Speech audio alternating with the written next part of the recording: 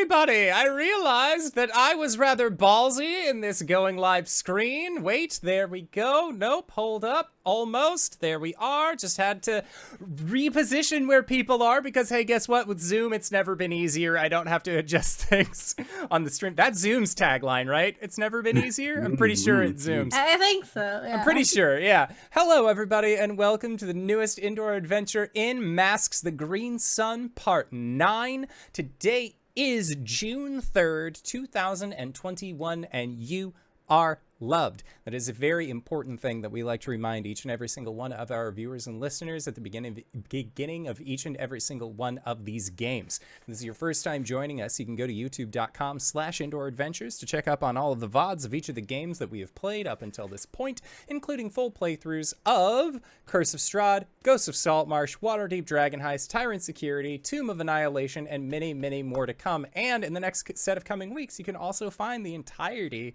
of our Masks the Green Sun game, because we don't have very many left until we reach the end of this story. So you can always go and check it out there, or you can find us wherever audio casts are made available for free. We are there under the same moniker. And speaking of things that are being made available for free, if you go to patreon.com/indooradventures, you can check up on our after show called Nights in the Courtyard, where we answer questions not only from each other, but also from the community. So if you have any questions that you would like to ask myself or any of these other fine folk, you can again go to patreon.com/indooradventures and listen in on that one. But if you already support us on Patreon, you already support us on YouTube and Twitch and all of those other wonderful places, and you're trying to think to yourself, where can I go to help support this fantastic show even more? Guess what, buddy? I got your back. Quite literally, in fact, because if you go to indooradventure.redbubble.com, we got t-shirts, we got posters, we got mugs, we got crop tops, throw pillows, shower curtains, aprons, and most importantly, we also have face masks now in several different styles. We call them Tia masks because they have the symbol of Tiamat done up upon them by our very own Cyberwolf 1201, where all of the proceeds of those masks end up going to help support Doctors Without Borders. So if you would like to help support a good cause or possibly help support the show, you can again go to indooradventure.redbubble.com. That is indooradventure, no S at the end, .redbubble.com. But that is it for my opening spiel. So hey, Kylan, who are you playing today? Sorry, I was ship posting in the chat. Hi everyone, I'm KyleWithAnN, and today I am playing Aurora, and she is the star. We both use she, her. Yes, it is indeed you, GB. Greybeard Tavern, and today I'll be playing Cody Johnson, or Golden Gauntlet. He is the bull character, and he and I both use he, him. Hi everyone, my name is Satan, and today I will be playing Luciana, the Reformed, and we both use she, they pronouns. Hey, what's up, everybody? I know you've missed me. It's me, your boy, Reeves_bot, also known as Reeves. I'm playing Caleb and Crow, the Janus, just as the sweet boy who wants what's best for everyone and has many challenges. And I am the Indoor Adventurer, your local voice in the sky. I use he, him pronouns, but as your GM, I am everybody else. So let's get into it. Last time we left off, there were quite a few things, and it's also been a few weeks since we last played, so we're going to do at least like a slightly in-depth recap of the events of last time. So where we had left off, your group had emerged from the ground in front of an auditorium event center where a man in a hot dog cart took a picture of you just being like gobsmacked at these heroes emerging from the very earth themselves. Luciana had arrived as well. Most of you looked incredibly worse for wear, having barely made it out of an encounter with the villain formerly known as Apex. You also had with you Gravity Girl, a hero that you have kind of like adopted into your crew. She's not really part of the group, but god damn it, is she lovable and just a real go-getter.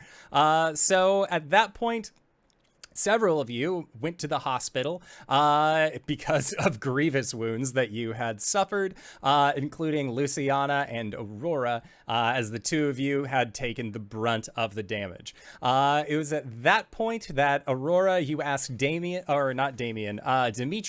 to give Luciana some flowers, some get well flowers, the most goth ones that you could find, a set of roses.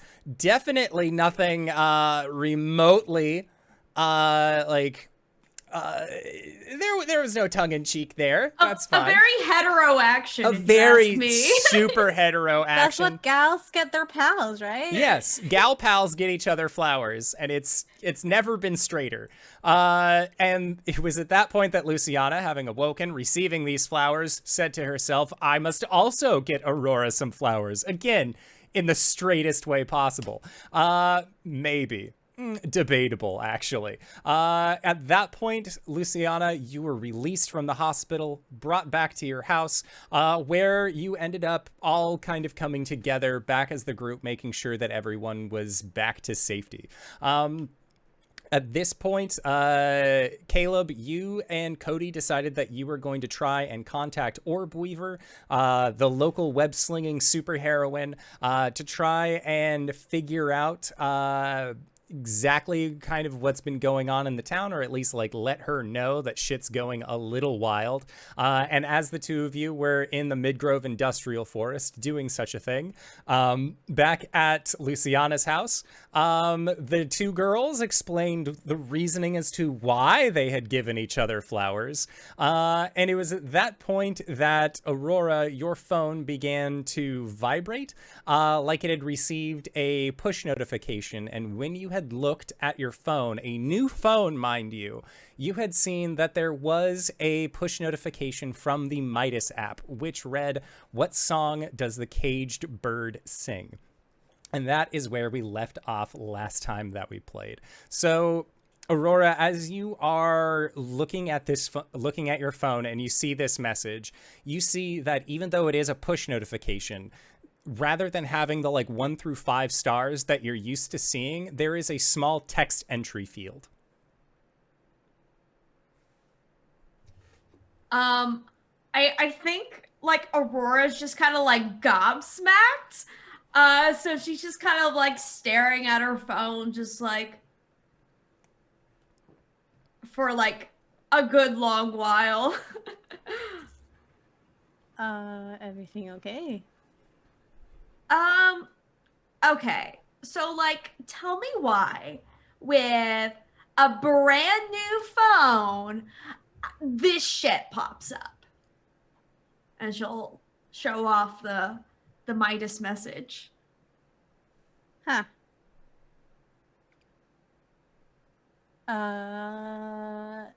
It saved it to your cloud and it reinstalled themselves like a creepy ass motherfucking app would? But what do I do? What does this mean? I don't know. Give me the phone. Give me the phone. What are you gonna do? I'm gonna reply. What are you gonna say though? Oh, I was just gonna type back a fuck you. What if it I don't know, self-destructs?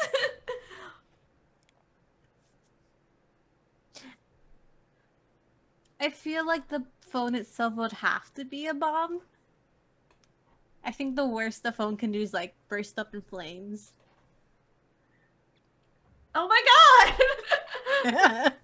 I think she'll just kind of be and give the phone to Luciana and be what song it says what song does the caged bird sing? That is correct.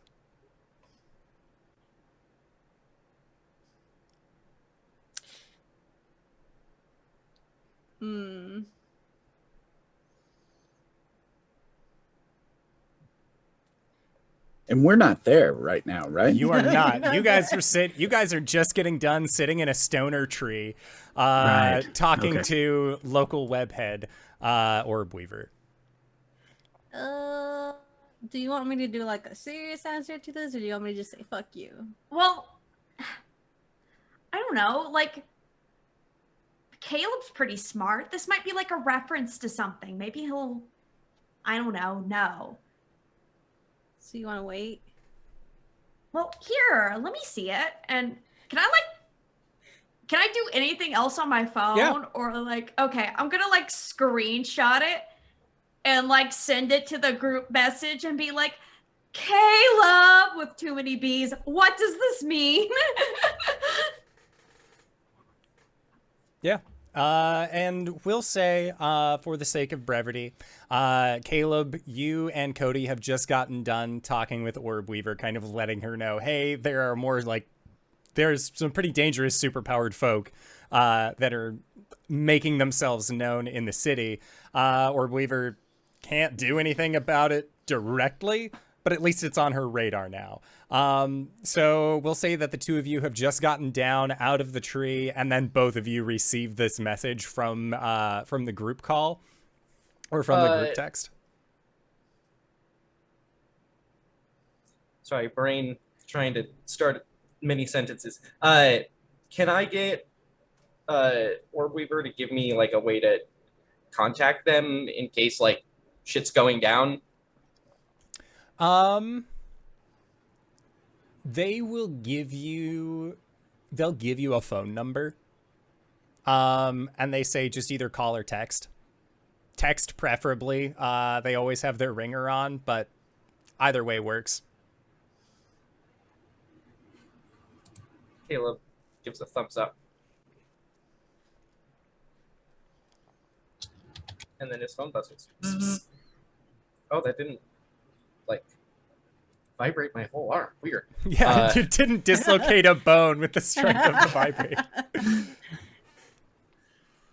I think Cody would like pop it up, hit it, and then that Midas thing, and he would chuck his phone like onto the ground. He thinks it's like he has Midas on his phone now. Exactly, like the app had opened or whatever.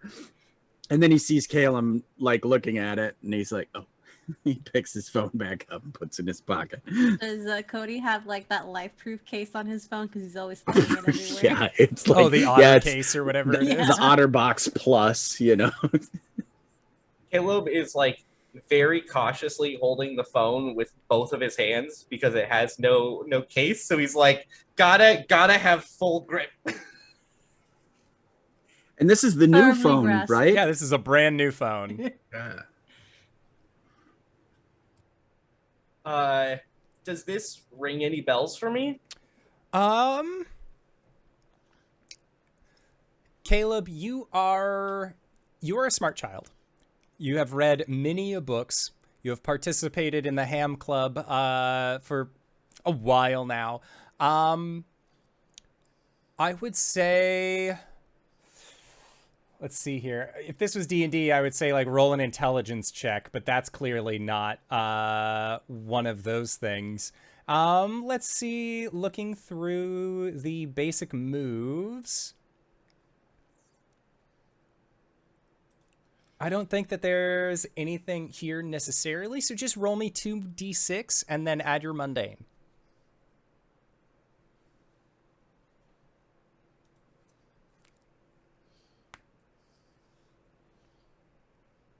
You're muted.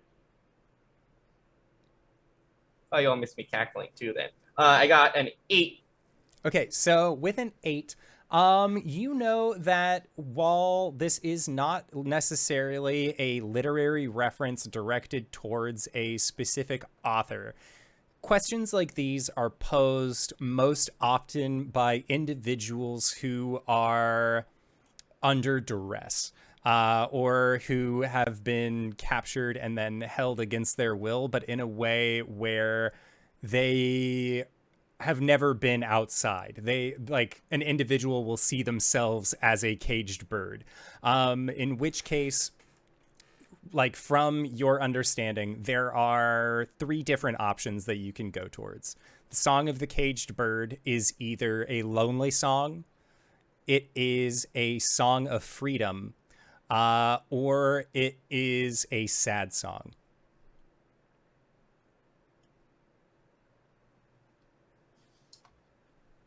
I think Crow is just kind of like thinking into the chat. So a lot of this like kind of comes out in like short little blurbs. You just constantly see like Crow is typing, Crow is typing. It's that Snapchat notification that's always just someone is typing and never goes away, regardless of if they've stopped typing or not. Uh, so in conclusion, it could be a call for help of some kind, but you don't know anyone who can only contact you through that app, right? Not that I know of.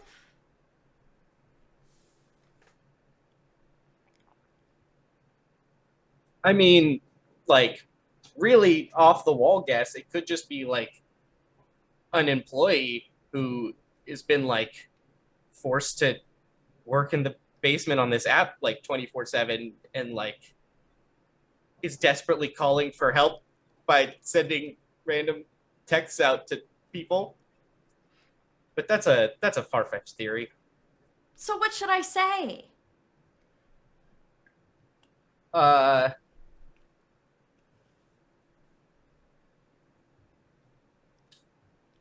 Equally bullshitty and mysterious. In the best of times, a song of freedom.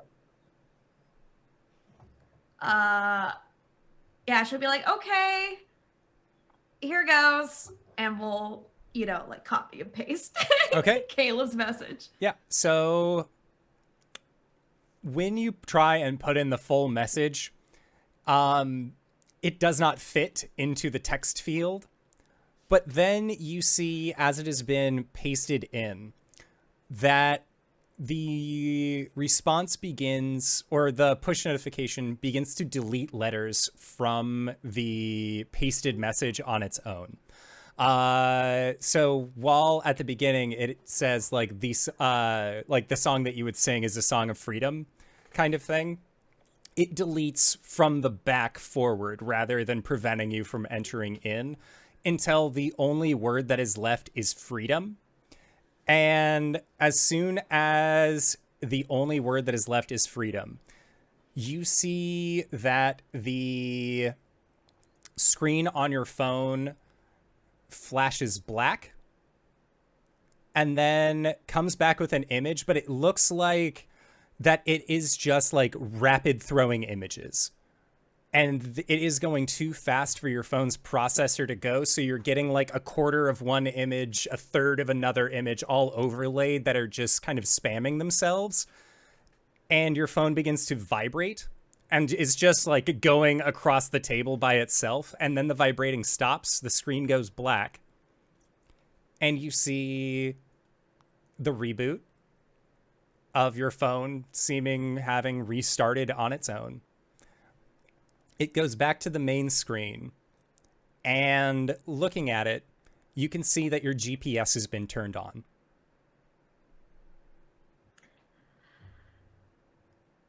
Turned on or turned off? Turned on. And it looks like there is a destination. What destination is plugged in? Looking into it, it looks like the destination leads you to the Midgrove Industrial Forest. Where are you guys at right now? In the Midgrove Industrial Forest? Why? Oh no. It's the only Cool. message from Luciana. Cool, let's meet up. My phone just spazzed out, and I just got a ping to go there. Okay, that sounds freaky as all hell. I assume we should assemble costumes. Okay, emoji. Cosplay in the park.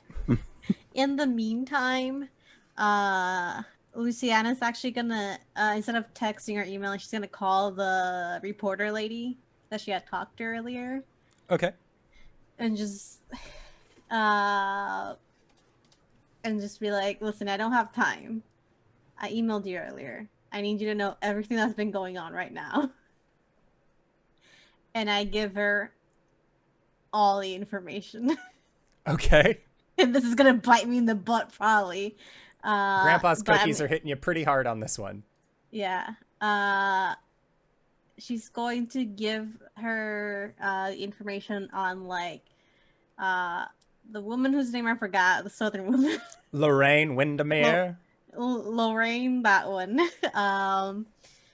her alias, what she's been doing, and how she had access to, like, basically steroids for superpower people, and has been giving them out to underage people, and how it's connected to, like, Sedesco somehow, and Sedesco bought where she's, like, working from, this, like, I forgot what it was, McFarlane's. but McFarlane's. I'm not gonna be able to be her assistant, but here's the number. And she's gonna give her Gravity Girl's number. Okay. She will be your intern. So, Yeah. she probably didn't even let the poor woman speak. She's like, listen, this is what's going on. I feel like you got the voicemail. And, like, it's just one of those, like, all right, this is everything you need to know. And when she checks her phone later, it's like a 9-minute voicemail. What the hell? And then she'll text Gravity Girl and say, I got you a job if you want to help. Yeah, for sure. And I feel like Gravity Girl just, like, sends back, like, a question mark. But then, like, you just say, like, I'll explain later kind of thing. Yeah, I'll just be like, explain later. BRB, maybe about to die, who knows? Okay. Yeah, and Luciana, you're still pretty injured. Pretty at this fucked up. Yeah. But all things considered, you will be moving a little bit slower. Can I still drive with broken ribs? Yeah, I mean, okay. It'll hurt. All right. To be fair, let us put a disclaimer. You have consumed GPA's cookies. You should not be behind the wheel. That is a bad time. Bad examples. Don't do what we do. You also have been using painkillers. Not a good time to be behind the wheel. Aurora, on the other hand, has not been doing these things and is indeed safe to drive if she has her license. Aurora, do you know how to drive? I mean, I got my permit a while back. Oh, God. Yeah. We're just gonna Uber this one. Okay. I'm too high for this and you're not licensed. And I'm not letting you into my truck. It's already been through enough. Fair enough. But they'll call up an Uber or Lyft or one of those services Okay. for them. Not sponsored. Not sponsored. So you bring up your Lyft, and you see that it says that your driver will be on their is on their way shortly. It says your driver will be Jerry. Oh no! Oh no! Is there only one driver in this whole city? There's only one driver. So yeah, after about it seems that he's actually like in the local area. From where you can see he's coming from, the Chinese food place that you have ordered from. It seems like Jerry has good taste, to say the least, or at least like he might just be like picking food up. We're not gonna judge. So he is, he's only about 10 minutes away. He ends up rolling up with that red Kia or the red Nissan Cube. So that allows you all to, the two of you to hop into the car, into the back. And he, chatty as ever, because he recognizes you two from the day previous. He asks, he says, oh, it's good to see that you're looking a little bit better. Smart of you to take a lift. He's just, kind of chatty the whole time, but, in a way where it's just yep. Uh-huh. Thanks. Okay. Yeah, you just have to, be, just give him the, yeah, sure, whatever, and he just seems fine to just ramble at you. It is the longest 15-minute car ride that you have had since yesterday, but you eventually make it to the forest. And as you roll up, Caleb, you and Cody were already in the forest. Are you going to meet them at the, are you going to meet up at the edge? Or Caleb, are you planning on, getting in to your costume? which I believe you did not bring with you. So you would just be in your standard clothes as you had, or no, you had your gear. You did not have your gear because the day previous you ended up using Mephistopheles and your other crows to steal it from the inside of Cody's car that was in impound, so that way you could take it home, wash it, and then you usually stow it in at the gas station. Did you bring it with you? I think because I can't even remember like why or when I left my house. Were you wearing it when you met with Orb Weaver? No, the two of them no. were not. Because like Okay. that was. We were all joking last time because Cody was taking some sweet ab pics of himself, and then was just like, "Hey, Orb Weaver, where you at?" Man, I wish I could run to Orb Weaver right now. I think because he had to launder it and didn't get a specific chance to go by the gas station because he was picked up to go over to the house, he would have it on him in his like messenger bag. Okay, yeah, checks out. So I think he would indeed like slip into the woods and like start assembling his costume after telling Cody like I'm gonna get in a costume, and then let's like well, you might be a little noisy to scout the area, but I can do that. Let's get to the edge of the forest, and then I'll start doing some scouting. And so whilst Caleb's changing or whatever, Cody's trying to just act casual.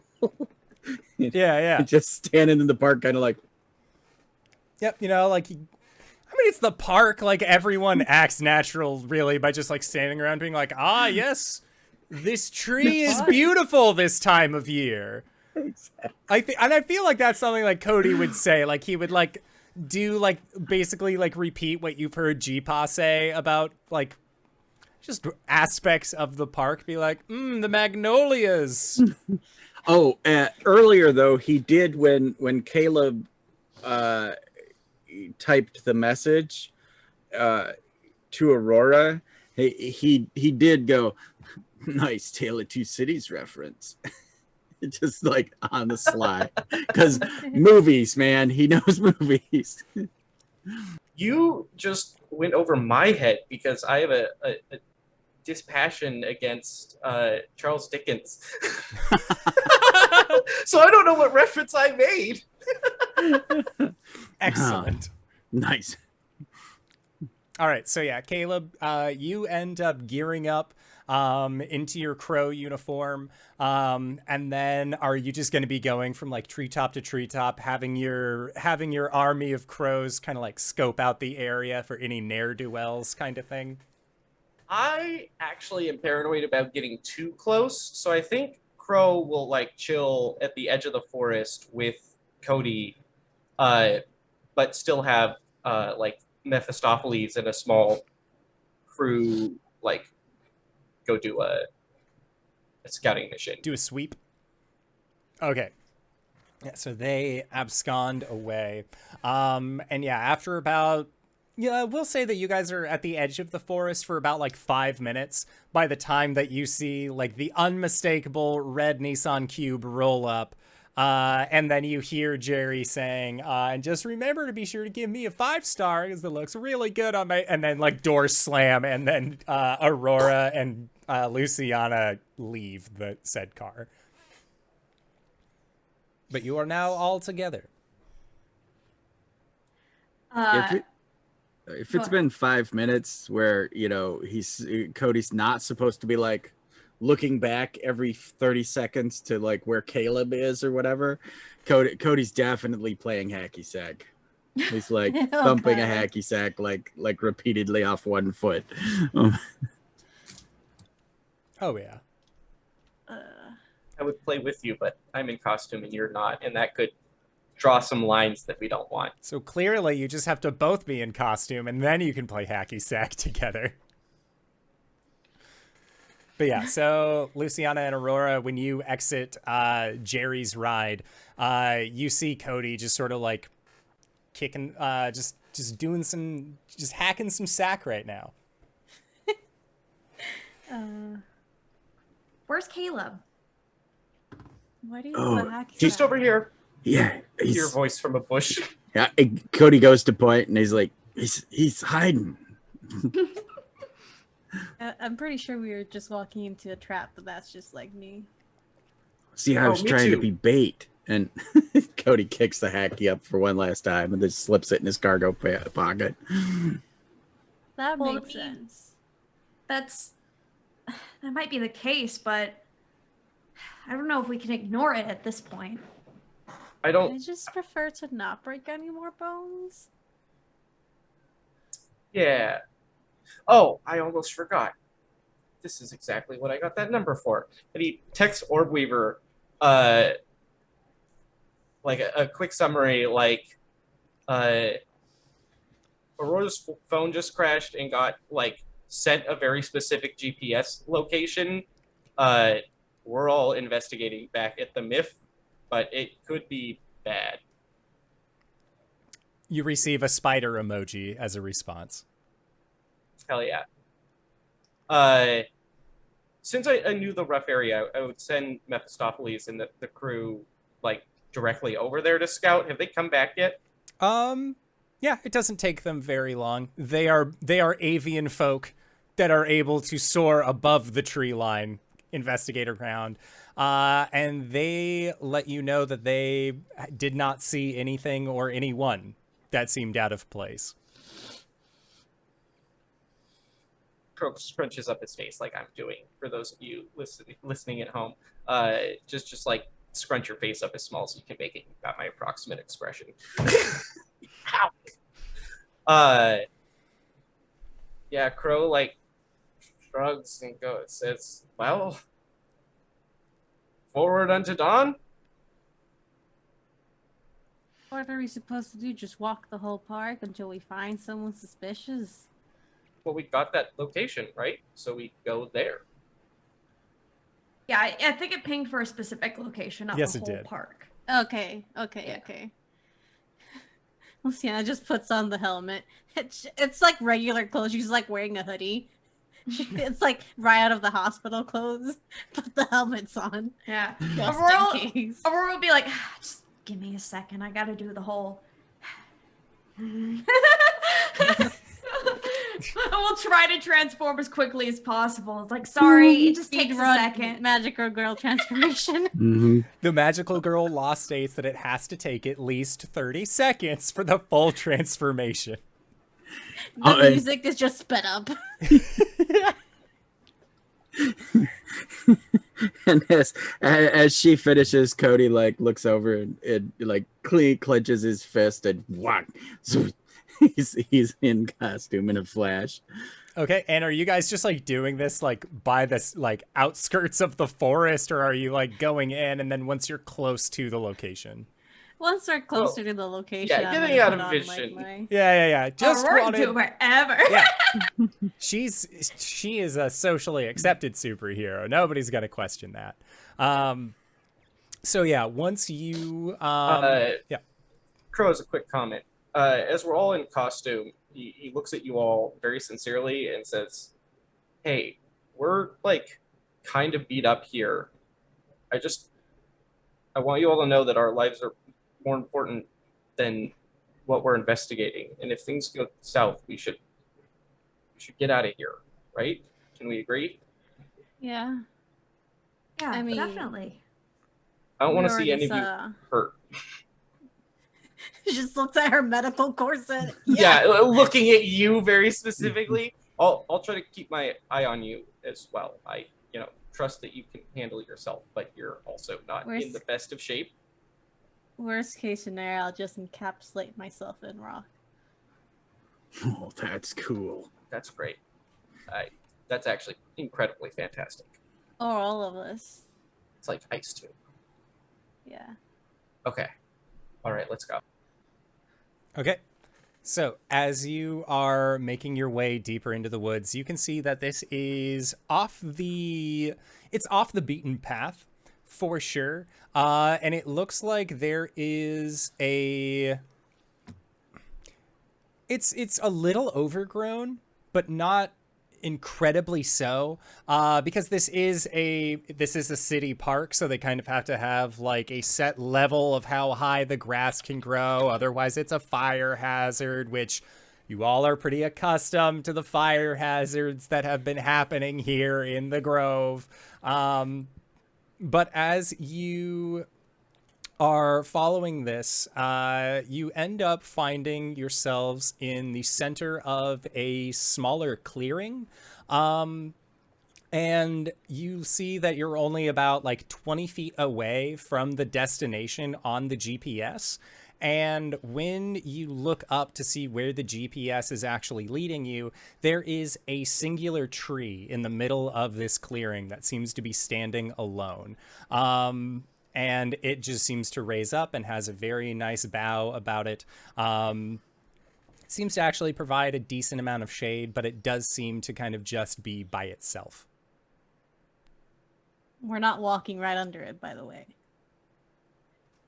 Yeah, that's extremely suspicious. This is We like can a just fairy wait on circle. the outskirts, really. Well, Throw a rock at it. what if it's like actually like a disguised electric pole or something? It ain't gonna hurt me if I throw a rock at it. We're overthinking a tree just a little bit. You say that. But All right. you're not the one with Can I- problems. Go investigate it. Yeah. You can I definitely. was actually asking my team for permission. Oh, yeah. Yeah. Well, you can send your birds. They've already looked, and Here specifically? yeah, I sent them here ahead of time. Yeah, and you can see like some of them are like hanging up on the branches. Mephistopheles, are your bird instincts telling you anything? Mephistopheles tells you that the tree smells funny. Does it smell like it's rotting? Mephistopheles says that that it smells bad, but in a tasty way. Meat tree. All right. Mephistopheles said, when you say meat tree, Mephistopheles will relay to you, Caleb, not like meat, like snacks. Not like meat, like snacks. Okay, let's just Yeah, all right. go to over there. Yeah. So the tree is like gluten and corn syrup. Luciana, you should stay back because if any of us get like trapped, you can pull us back with the earth. Yeah. Wait, here you go. They're gonna use a bit of their powers and just create like a pole, like made out of rock. It's like here, just poke stuff with it. Oh yeah, Before you 10-foot actually- pole. Great. Yeah. Cody will grab it. Well, it's not a 10-foot pole, but it's maybe 5 feet. Half a 10-foot pole. Yeah. Don't touch anything. Just poke at it with that. And, they'll go with the group and like just stay maybe like 10 feet back. Okay. Yeah, so Aurora, on your phone, it vibrates again, as a phone is wont to do when you have arrived at your destination. And I would say that even like the audio plays of "you have arrived at your destination," or like "your destination is in front of you." Like that kind of like generic audio response. And when you look at it, it says like the X, "no, I have not arrived," or a check mark, "yes, I have arrived." And Caleb is currently like poking at. Are you poking at the tree with your 5 foot? Are you like poking up in the branches? basically all that. Okay, yeah, just kind of like Starting tapping from the, around. the Yeah. floor up. Yep. Yeah, I think Aurora will look over and just be like, check, yes. So, Aurora, when you check yes, your screen flashes again, and then there is, it looks like illegible code that is just displaying, like this lightish blue .txt style font that is just a full slate of random characters and numbers. And they just seem to sort of be like glowing in a wave-like pattern. But on top of that, there is almost like it looks almost like a rippling wave image that is sort of going down from the top of your phone. Can I make out what the image is yet? It is, so in the same way that like a Wi-Fi band, like how it shows like kind of a cone, it looks like that, but going inverted from the top of your phone. And as you move your phone from side to side, trying to like get a better angle to see this, you can see that that wave-like pattern that is rippling across your screen seems to be centered on that tree. Okay. So I think we're definitely in the right spot because my phone is doing some weird things and it is reacting to the tree. Okay. I know you said I should stay back, Crow, but I don't think I'm gonna do that. Yeah, you can come over here. I was just thinking in case of like we touch the tree and we're instantly like electrocuted or something. Well, how about just one of us touches the tree? Yeah, and he pokes the tree. Cody's sniffing the tree. Does Yeah. it smell like snacks? If you ate a tree, yes, then it would be considered a snack. But no, Okay. So it doesn't smell like gluten and corn syrup. It No. smells like a tree. it smells like a tree to you. Yes. Right. Got it. Okay. Weird. This exact spot smells like Dorito nacho cheese That's dust. what I was In fact, saying. there's And 5 of them in a Mountain roughly Dew. like handshake pattern. Maybe press it. Yeah. It Like, poking at it, it makes the sound that it is indeed a tree. can I look over Aurora's phone and just kind of suggest touch the tree with your phone? Kind of the next best. I was going to say you should get closer at the very least. I guess. She'll kind of just like walk forward and just Okay. tap the tree. So as you tap the tree with your phone, you see your screen flickers as the lines of code that are being displayed begin to glow, but in a different series. Like it's not reading from top to bottom. It's not reading from down to top or bottom to top. Like it is just like different pieces of this page are glowing in their own sequence. It's hard to call it a sequence because again, it doesn't seem like there's any rhyme or reason to it. It seems very foreign. But as you tap it against this tree, you can all hear what sounds like a groaning noise as the cracks and breaks on the bark of this tree begin to glow with a pale bluish light before you hear a hissing as parts of the tree begin to separate open, as you can feel a kind of wash of colder air as there is now just this vacant hole in the tree that is roughly about 8 feet tall and almost looks rounded towards the top. And as you look into it, you hear a doof, doof, doof, doof, doof, doof, doof, doof. And you see that there are lights on either side, revealing what looks like a stairwell leading down. Well, that's a neat trick. Is it like Fey Realm lights or mechanical, like, These look mechanical. NORAD? Okay, all right. And as you are looking in, it seems like these, like it's a set of steps that lead down, but they aren't congruent. Like they aren't all made with the same material. It looks like they are made from a assorted collection of materials. Like it almost looks like they're made out of car parts.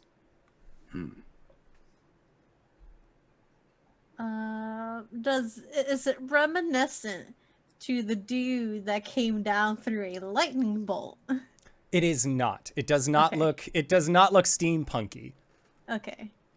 And if it did, this is like someone has just read their first book on what steampunk as an aesthetic is, and they're like, I like gears. I like brass. Why wouldn't I like steampunk? Like there is no steam in this. Got it. I know I'm It's hurt, only but I don't punk. care. Yeah. It's only punk. Go ahead.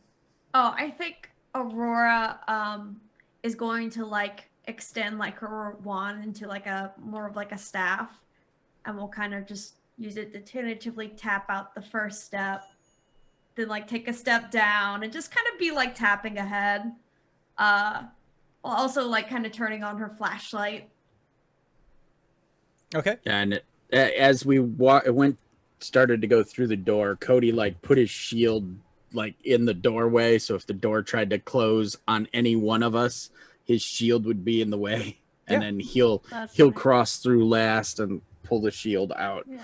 Yeah, and as you pull the shield out and you enter into the domain of this tree, you can hear the same groaning noise as the tree seems to like wrap itself back together. Yes, Caleb. I was gonna ask if I could try to jam the pole in as he was removing his shield. So sticking that pole in, it just seems to get absorbed into the door. Ah, frick. It's also like a thin pole made out of rock, so it could crack also. We're the walls of the cave are like stone though, right? They are Or not. the passage It is all metal. metal. There's some Crow looks at fuckery everyone afoot. and grimaces. I don't like this. We can't escape. Wow. I don't have any birds except Mephistopheles. Mephistopheles is like huddled into your cloak. Just like if a bird could give a scrunchy face, just does not like, but then like kind of tilts his head a little bit. Says, "It smells stronger if Snack's here." Someone if has we want Doritos in snacks- Mountain Dew. They're ahead. Luciana will walk with Aurora, kind of putting like a hand to like her back, just as an in case, as they walk forward. But can I sense any ground at all around here, or is it just like beyond, like beneath the metal parts, or is it just You can sense metal? it past the metal. Yeah. But you are guessing that there is probably like a good 2 to 3 feet of just solid metal. Okay. She'll let the crew know.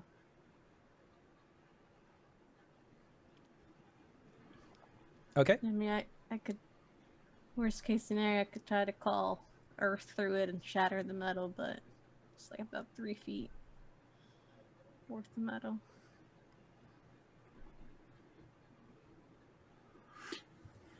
Cody's got that grim determination, and he's ready to spring into action, sort of thing. That's just his paradigm. Okay.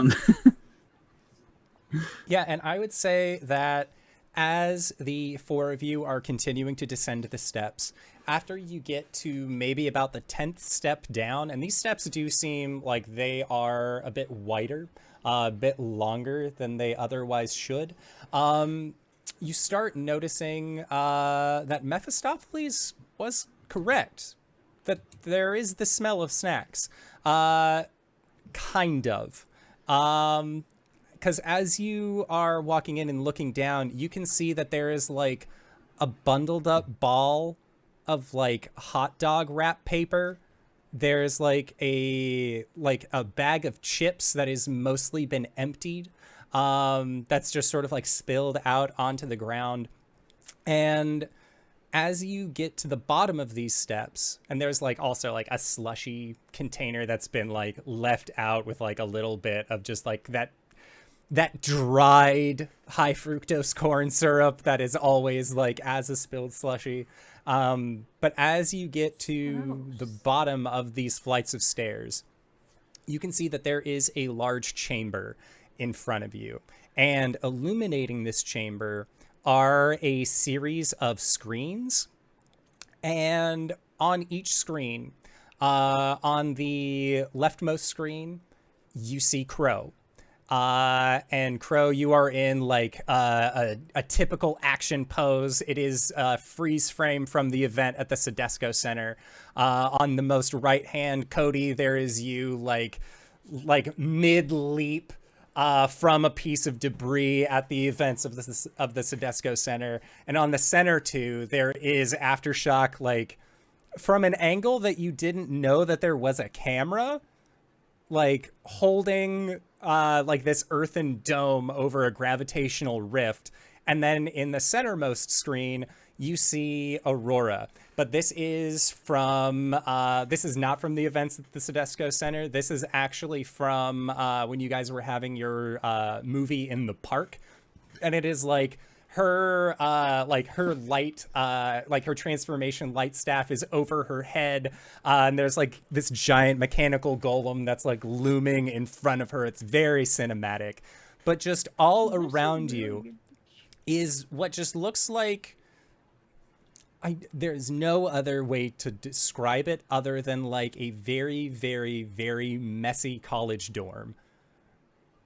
Like there is just debris everywhere, but like snack style debris. And as you're kind of looking at this, the four of you hear what sounds like heavy footfalls coming from, I want to say, the back left of where you are. And looking in that direction, you can see that there is another hallway that does not have any lights displaying on it. But you see what looks like a large lumbering shape that is wearing what looks like a long trench coat. And you hear... Yeah, Aurora's gonna like swivel around with like her wand with the flashlight on and point it in this thing's direction. And as you do, you see two hands that are... It's almost like leathery hands. Almost like there's something off about it. Like if a bug could have leather. As like they sort of block in front of this thing's face, and this creature, as you do this, just seems to kind of shriek as you shine the light. And there are like two, you see that from inside of this trench coat, there is a second set of hands towards the abdomen that are going like, that look like they are being held up almost in a defensive position. No light, Aurora, no light. Maybe stand down for a Just second. I'm not sure put this the thing is light down. hostile to us. She'll like turn off the light and be like, "Who are you? Why do you have pictures of us? And why did you want us to come here?" It's that trash dude. And Cody, in Cody's normal voice, not the booming voice. And then he thumbs towards Caleb like, Trash man? And you see the two like three-fingered hands lower from their face. And it is entirely unhuman. It has these large, like multifaceted eyes. You can see that it's almost like a trapezoidal face that has these large mandibles on the front where the mouth would be. And it's almost like their skull is like a ridged shape. It's much flatter or more squat than a human face would be. And they like it looks like they have like this chitinous shell about them, almost like, again, sort of like more like a rigid insectoid rather than like humanoid skin, but it does have these like stretching marks of what you would expect or what you would think to be almost like skin. Like it doesn't stretch like it's a hard shell. It has like an almost leather-like quality to it. And they this large looming figure that is, again, like at this point close to about 7.5 feet tall, just sort of like looks towards you and just and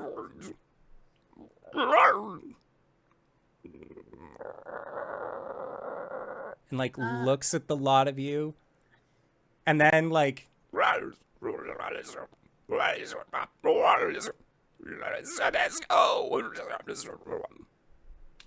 Sedesco, we understood that. Desco. Luciana will, as they're speaking, do sign language in case they know sign language. I mean, like, do you speak sign language? and it looks and then like kind of like puts one of its 3 fingers, like taps its chin, just,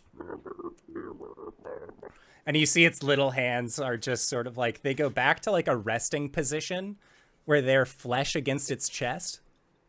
And then it walks up to the lot of you and like extends its hand out.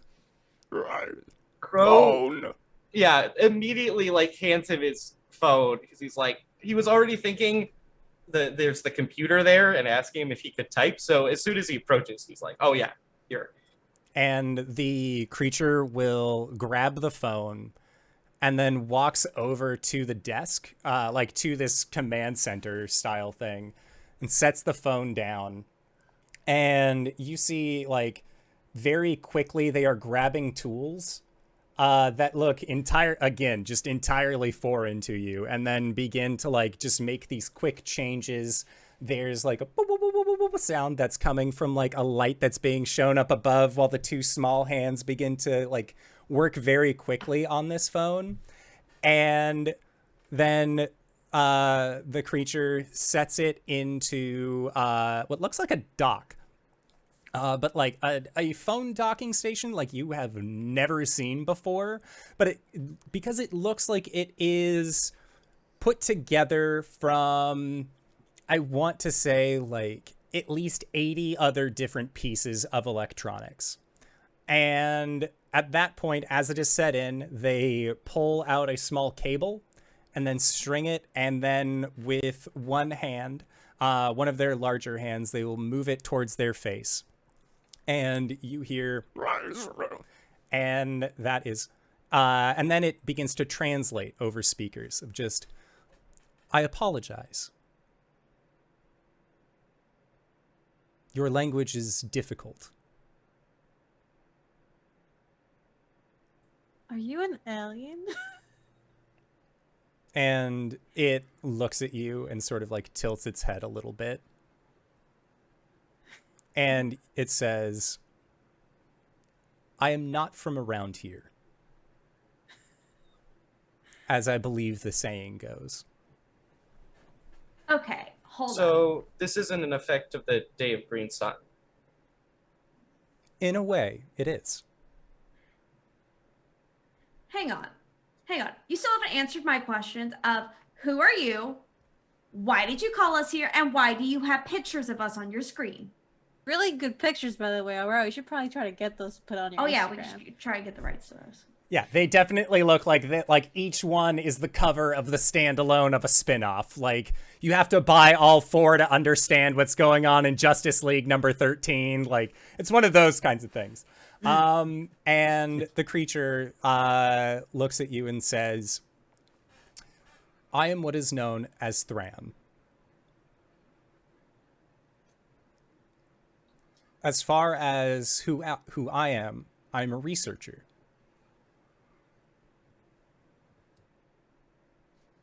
Why did you call us here? And why did you mention Sedesco? And what are you researching? And Thran points towards the pictures. You are heroes, are you not? That we are. Yes. Yeah. Flattery will get you everywhere. And the creature's Thran says, "You asked what I was doing here. I have been trapped." I. My ship was taken from me. I have been stuck here. Was it taken from you by Sedesco? I believe so. See. How long have you been stranded here? And he says, "Since your solar entity experienced an anomaly." Oh. That's a while. Did you do that? No. I You was know- researching your solar body.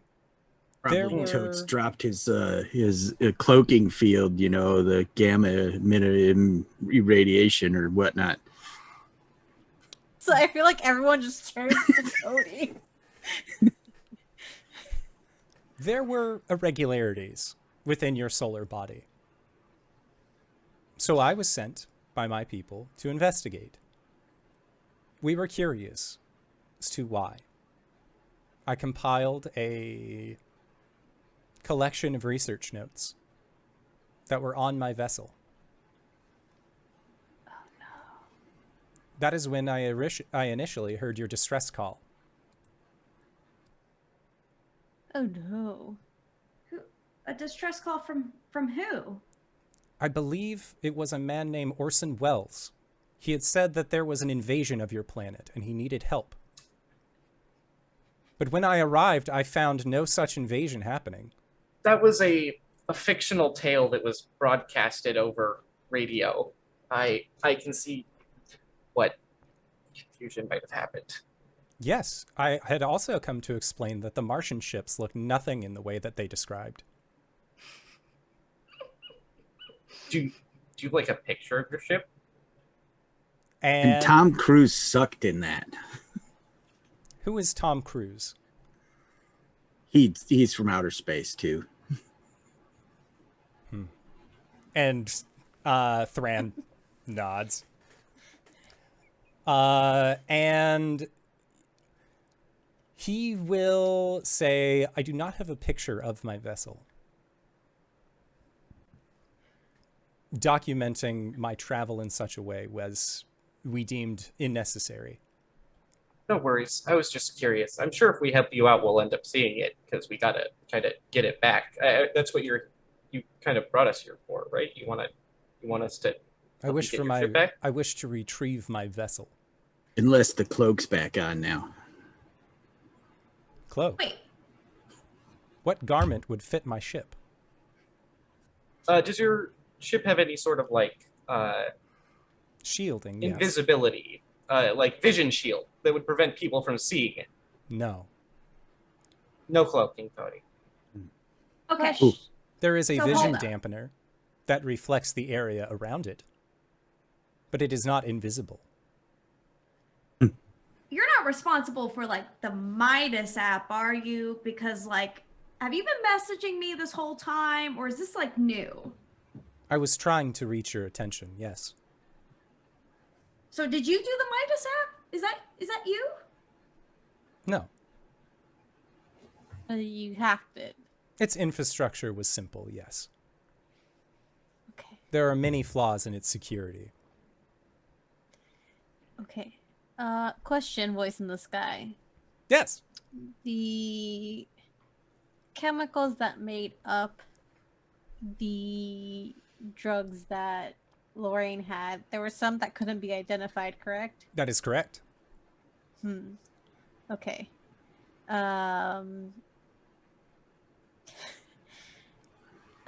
Do you have a name we can call you? My species does not observe names in the same way that yours does. I thought he said his name was Thran. We Oh, are right. Thran. Yeah, Oh. is he like totes space that you Okay. that's there. Like your people are Thran. Nods. I Okay. see. Did Would you you be- have any substances in your ship that could affect people if they intook any of it? Possibly. We I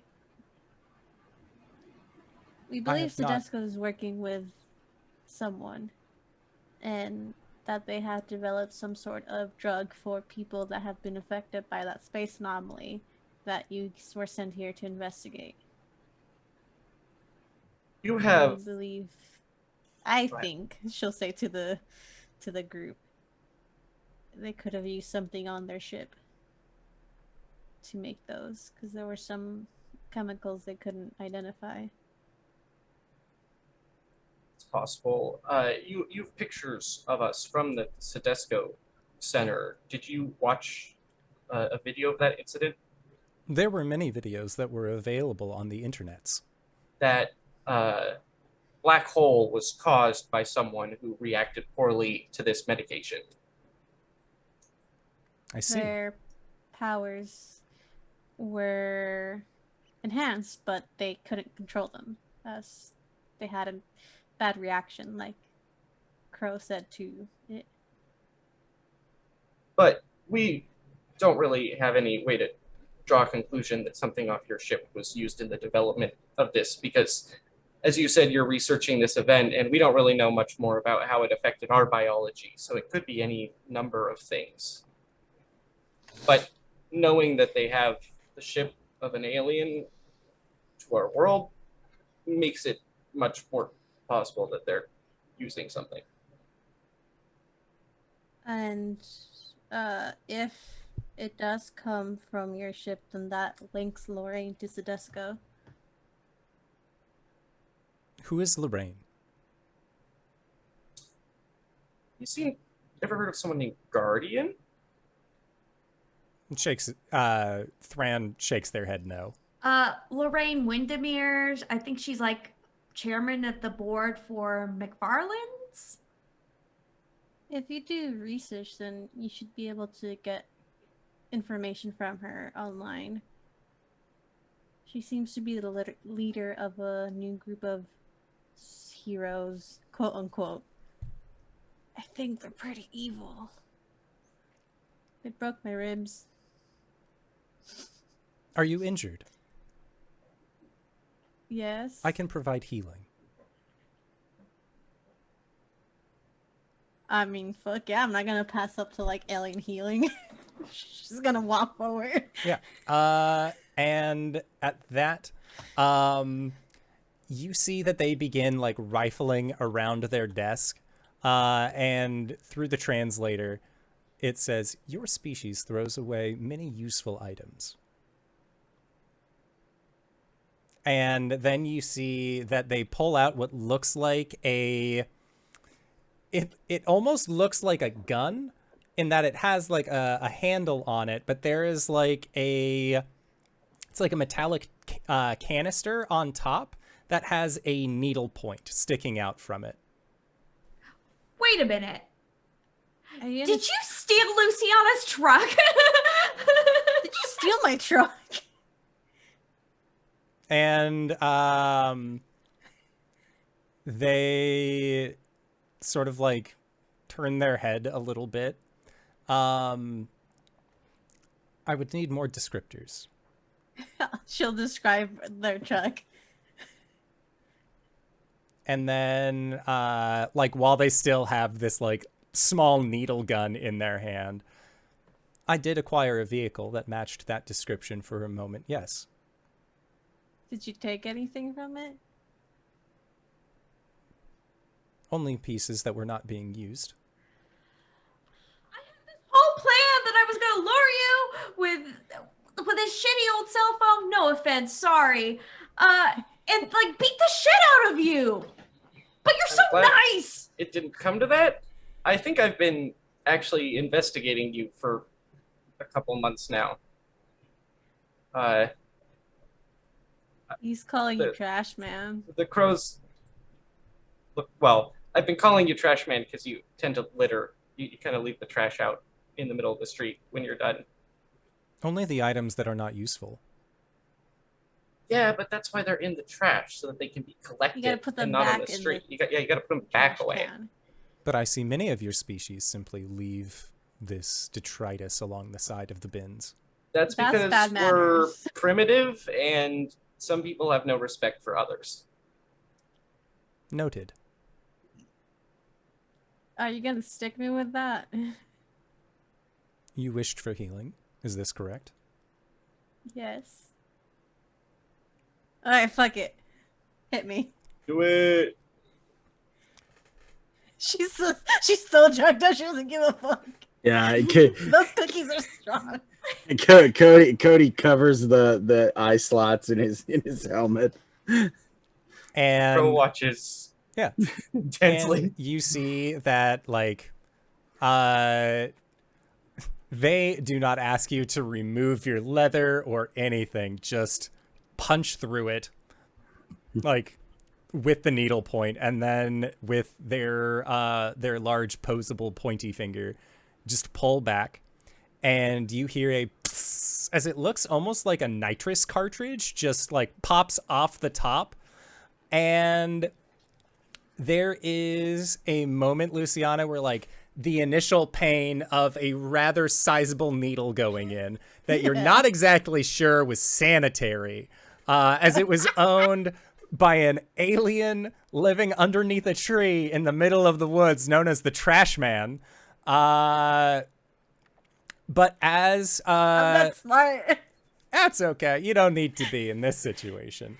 But as the nitrous capsule pops off, you see one of the little hands actually like grabs it before it hits the floor and then like brings it close again.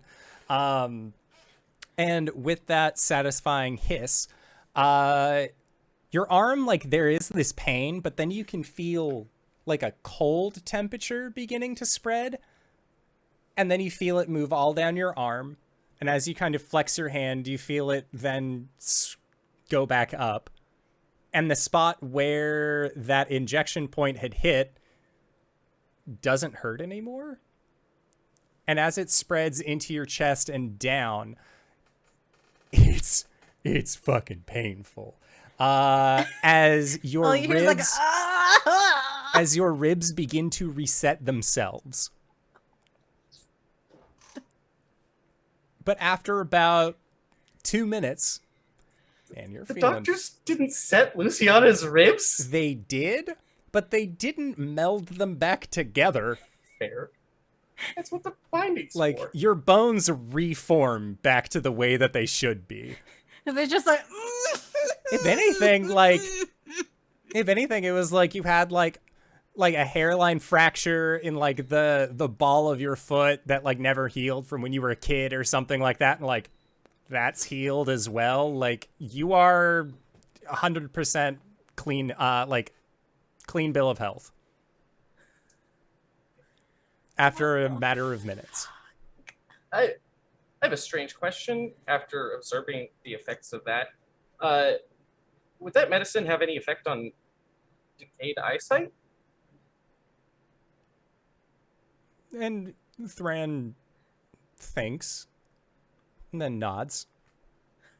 do you want to heal your eyes? I would Is it be an very irregularity? grateful. No, just natural degradation. I guess a misshaping. Keanu himself can't quite remember what makes his eyes so bad, but you know, Is we'll it get deterioration or is it astigmatism? He can't fix astigmatism because that's there. Okay, like, yeah. Deterioration. Yeah, Thran would I be think- able to fix this.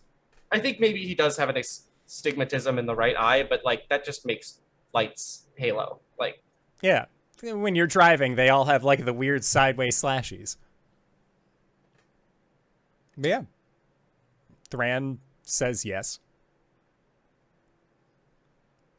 well, I would be officially in your debt and very happy to work with you on our future attempts at bringing Sedesco down. Do you have any plans already? Once my ship is acquired, I plan to leave. I meant return plans home. to acquire your ship. I do not know where it is. Ah, I imagine it is being held by Sedesco. their headquarters are in this town.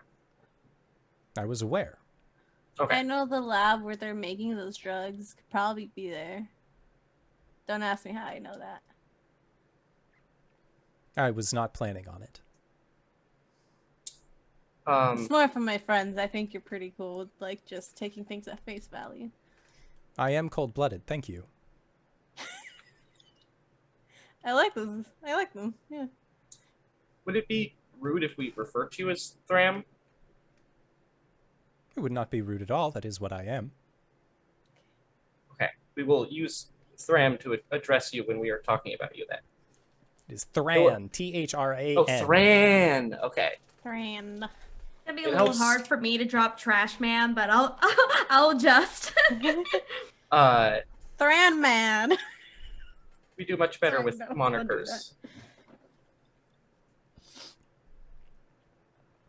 And What was that? Thran turns around and just begins, like, scrounging around in their work area. Finds another, what looks like a nitrous cartridge, loads it up into the pointy gun. Luciana just looks at everyone. It's like, I've healed things I didn't even know I had. Wow. Apparently, I had a hairline fracture at the ball of my foot from when I was young. No wonder it always felt like I had a rock in my shoe. Just ignored it. Jesus Christ. Yep, same thing. Caleb Thran just jabs you with the needle. Then fires off, nitrous cart pops off. This time the other little hand grabs it and then, like, pops it back on, and then the two small hands actually will set them onto the workbench and then just, like, resume their idle pose. Yeah, I think Crow will, like, quickly take off his mask because the lenses are prescription. And he'll, like, close his eyes in preparation of it hurting. Yeah, you get, like, the frontal migraine for, like, it's a splitting one for, like, 2 Massive minutes. aura headache for Yep. 2 minutes. Oof. Oh, jeez. But then after that, like, it's almost like when you are, like, going from high elevation to low elevation and you can hear that, like, kind of like poppy, sizzly sound in your ear. It's one of those, but then, like, you start blinking and your vision is fine.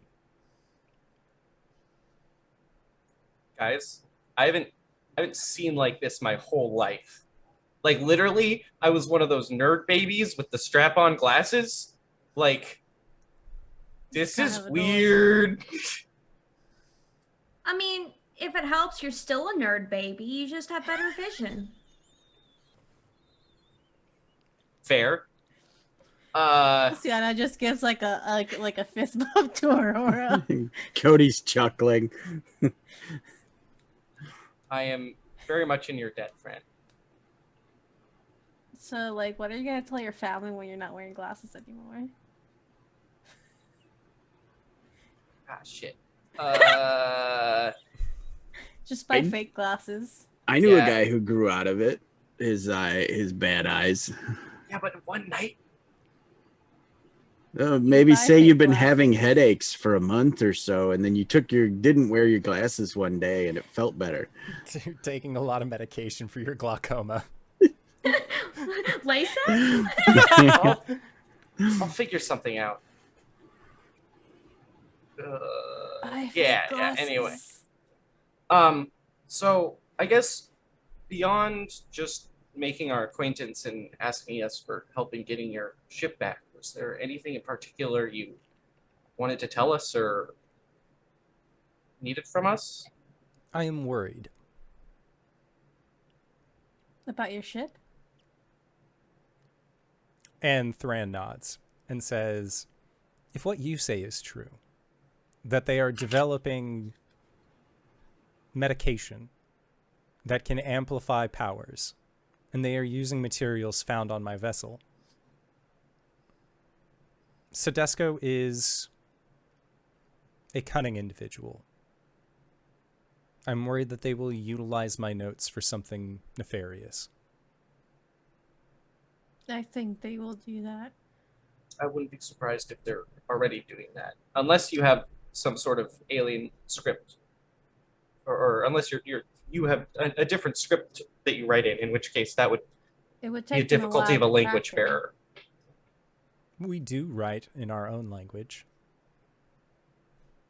But if Could take someone them were a bit. to figure out, looking through, researching your people, there are many instances where bright-minded individuals are able to break through language barriers. Yes. Such as there was a movie I saw once called Lost in Translation.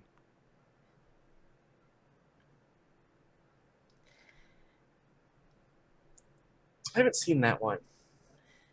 It's about a man who gets stuck at an air terminal. For 15 years? But Something like that? total immersion in a language is very different than only having a single source. If they don't understand the basic structures of your language, then they would have no real way to interpret the writings either, unless your language shares similar structures with English. Or any Earth language. Or like Arthur C. Clarke has proposed, possibly it's a math-based language in which then, dudes could do the math. Why are you so much smarter than we give you credit for? I'm yeah. He's full of shit. Yeah, there we go. That's the person I know. Okay. Because Cody's a badass, that's why. Okay. Thran, if I gave you a location, would you be able to research it and figure out a way for us to get in? I could attempt this, yes. I believe they would have higher security. And if you could find us a way to bypass it. It is where this medication is being made. If you're looking for a method with which to bypass security, motions towards the pictures on the screen of you all, like moving Earth, jumping in front of black holes like it's nobody business. I believe you already have the methods. That is true. Okay. But knowing the interior of a place you're going beforehand can be very advantageous, since you can know where to expect blind corners and where people might be. Gives you Would you ideas for maybe be places to able- hide if you need to. Would you Could maybe you- be able to get some sort of blueprints or... I would be able to get these blueprints. It will take some time, though. Unless, do you have anyone who would already be inside the building? Yeah. Actually, my brother just got a job there. Would it be the same building that they're making this medication at? Well, drugs. Same company. That is true. Maybe they would have blueprints and more information on the other building. I will give Thran the address that I was given from my family, my uncle. Okay. Yeah, so Thran will he will take the address, and on this workstation it looks like it is a keyboard, but in the same way that, like, you see like those weird Russian prototype keyboards that are just like they're very not QWERTY, to say the least. Like, there are like keys and buttons in various locations. Like, there's a small row of keys and then a larger, more spaced row of keys at the top. And you see that his two small hands begin to like click on the bottom ones, his larger hands click on the top ones. And then he like sweeps away some of the trash that has collected onto his desk, and then places his hand onto what looks like it looks like it's like the inside of a bag of chips that has been stretched. And as he puts his hand on it, you see that like a glowing outline appears of his hand from underneath that like silvered back.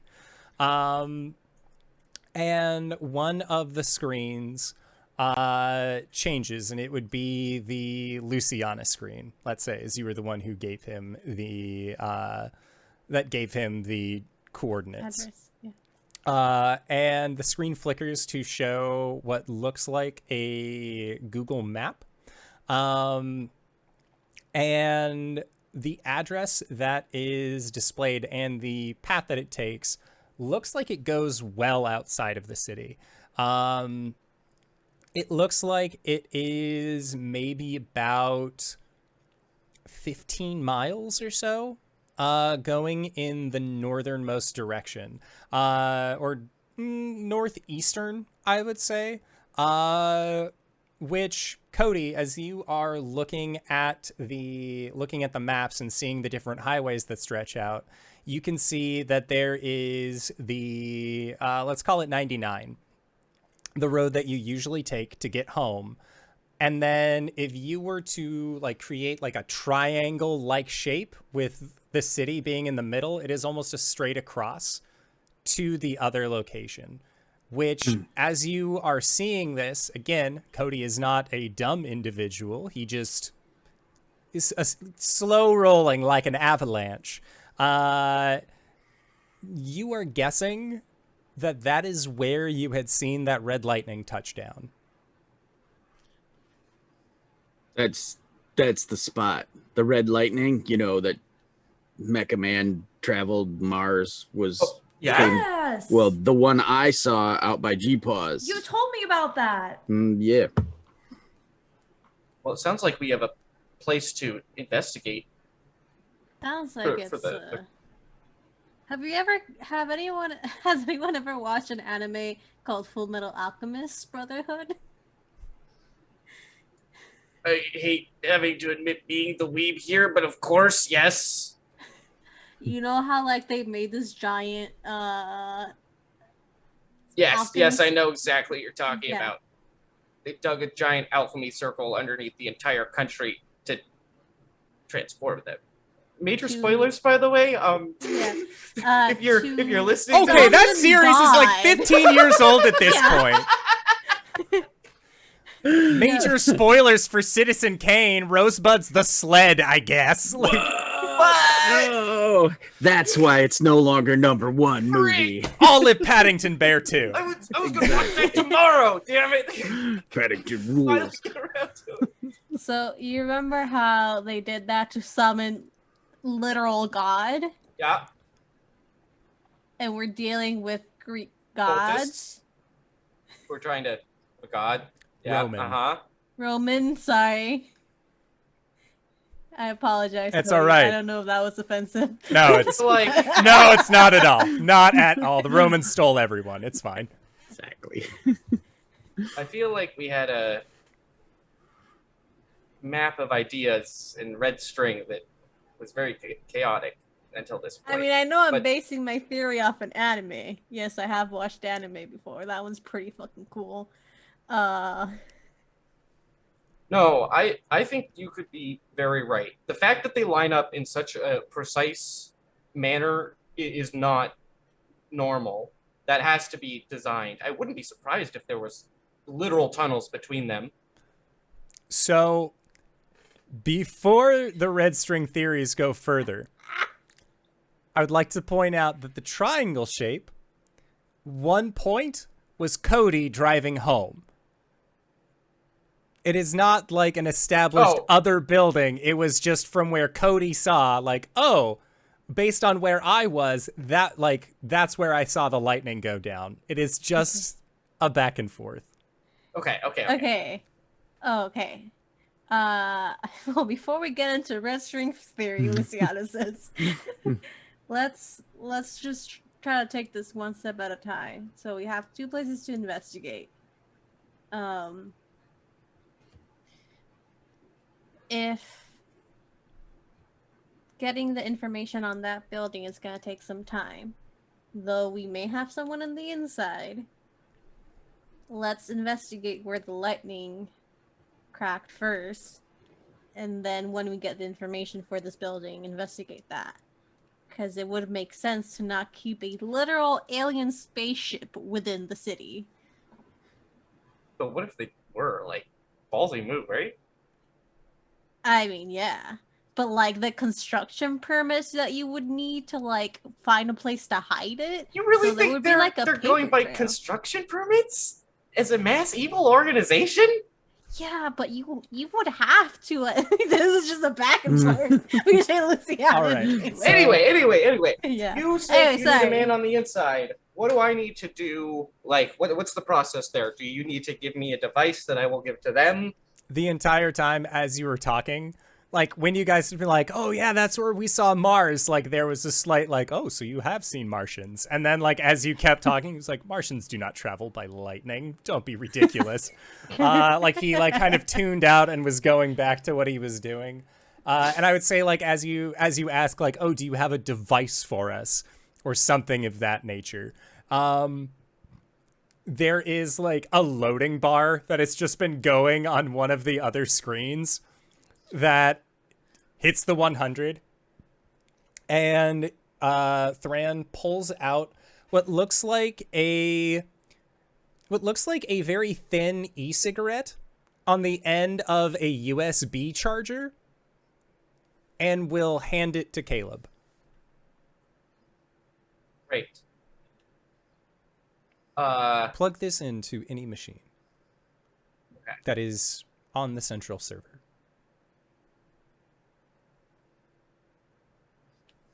Great.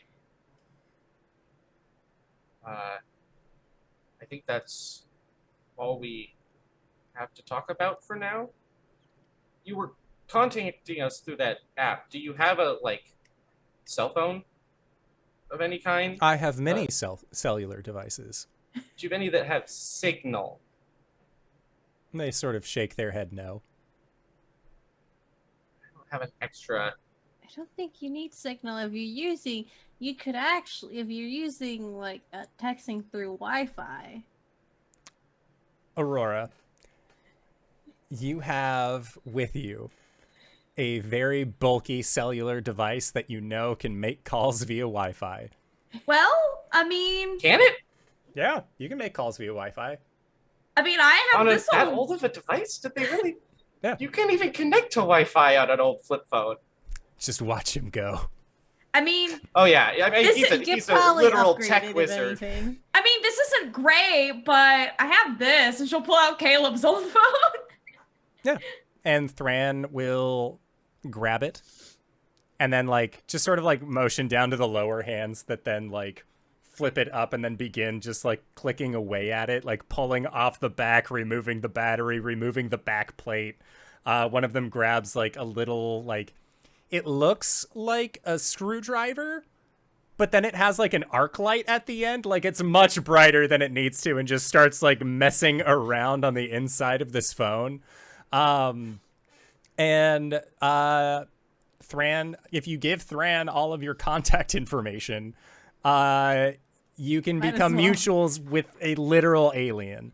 And I He think literally stabbed me with healing juice, so I might as well give him my phone number. Fixed my shitty eyesight. What am I gonna do? No, you can't text me. I'm roaming right now. You can't do this to me. So yeah, as you guys are sharing your contact info with Thran the alien, I think that's where we're going to go to break for the evening. So we're going to try and be back in 5 to 10 minutes. Don't go no place unless it's to grab a food, grab a drink, grab a friend, or befriend an alien. And we'll be back soon. All right, everybody. Hello, everybody, and welcome. We have returned. You have just gotten done, for the most part, speaking to Thran, the alien researcher who lives beneath the Midgrove Industrial Forest inside of a tree. And you now have directions to what looks like a drug manufacturing facility about 15 miles outside of town, where, Cody, you believe that the Agent of Mars had teleported down to roughly about a week to a week and a half ago. Now, you guys were underneath the tree, and before you make your way back up, you decided that you were going to exchange phone numbers with Thran, and make it so that way you can get into contact with him again. He will also, if you let him, install a third-party app onto your phones, which is also thumbprint locked, that allows you to then scan it like NFC tap the tree with your phone, so that way you can get back into his secret base. Yes. So you guys have also acquired a secret base that is not a tree used for stoners, or Luciana's living room, or Aurora's apartment. Yay! It's got a freaking secret door and everything. Just out in the open. I was gonna say something I completely forgot. Well, Not talking to my brother. yes. You also have received a hacking device to get the schematics of the building, of the Sedesco Corps central building in Midgrove, or in Everett Heights, that looks like that just looks like a vape pen, but with a USB charger on it. So it sort of looks like a vape pen on a charging dock. Okay. Noted. We should probably not tell a lot of people about this. Yep. Makes sense. And maybe tell your brother the minimum amount of details. Like, don't tell him that an alien gave you this. But it's so cool! Yes, but Caleb, this is a lot of things that we're dealing with and people that are literally trying to kill us. Okay, I know I need to get home soon, so things are not suspicious on my end, because we're getting pretty late here. Can anyone think of somewhere I can get a, fake pair of glasses at this time of night? Walgreens, man. The drugstore. The drug, so there's probably, honestly, at the gas station, too. I mean, I might just need to wear my glasses. Kind of Just wear your glasses and look at them through like they're just slipping from your nose. Yeah, I don't know. I don't think I could find a pair that look like this, and the thickness of the glass is kind of distinctive. I can make some calls and get you fake glasses that look exactly like that. How soon? So give me pictures. Let me take a few pictures of your glasses. Just gotta and send them to Fabrice. It's like, how soon can you recreate a fake version of these glasses? And the response that you get back is that he could do it in an hour. 1 hour. What time is it now? It was around, I want to say 7 o'clock before you guys went and hung out with an alien. The whole turnaround process, you're looking at it being close to we'll say it's 9 o'clock now. So you'd be looking at 10 o'clock for the glasses. And then after that, it'd be 10 o'clock by the time that you could get your glasses. And then it's still a 20-minute drive home. And about how long would it take me to bike home from like We could literally Aurora's drop place. you off at home. Yeah, but my plan is to like be like send a text right now that's like, hey, I'm on my way home. Gotcha. Like ETA, like an hour 20 minutes. Yeah. I think we said that it takes you like what, like 45 minutes to bike to school. So like, you know that like if you shot your family the message at like 9 o'clock, like basically like if you sent them the message in like 30 minutes, like, hey, I'm on my way home, it would not seem suspicious because they also know that you stop in at the gas station to get snacks usually. Yeah. And I think I could add like might meander a bit. It's a nice night. Yeah. Just to, give myself some extra fudge time, and then I like, okay, cool. I got time. Okay, so you want the glasses? Yes. Sends the text. Can you do them right now? I can get you measurements. The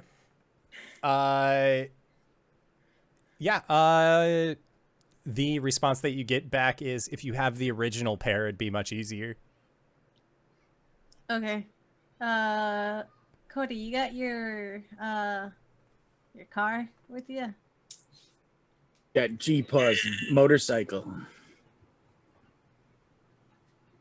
Okay. Let's all take an Uber back to my place and I'll drive all of us. Yeah. Cause I'm healed. Oh, look at this. I don't need this anymore. Literally takes off the medical corset right there. I swear to God, if you request a ride and the name that comes up is Jerry, I want you to cancel it. I can. Okay. I'll do the Heinz this time. The what? I'll sit up front and I'll do the uh-huhs and the yes. If it's Jerry, which will probably be Jerry, because maybe. But one moment, and he dives into a bush, and and he dives out of the bush. And he's Just play close the again. crow symbol like spans out, covers the screen for a quick second. Luciana just takes off her helmet. Oh, hang on. Shit, 1 second. I gotta. Evil by moonlight, love by daylight. But He's the gotta, like, chipmunks version. hum it very shortly. Sailor Moon.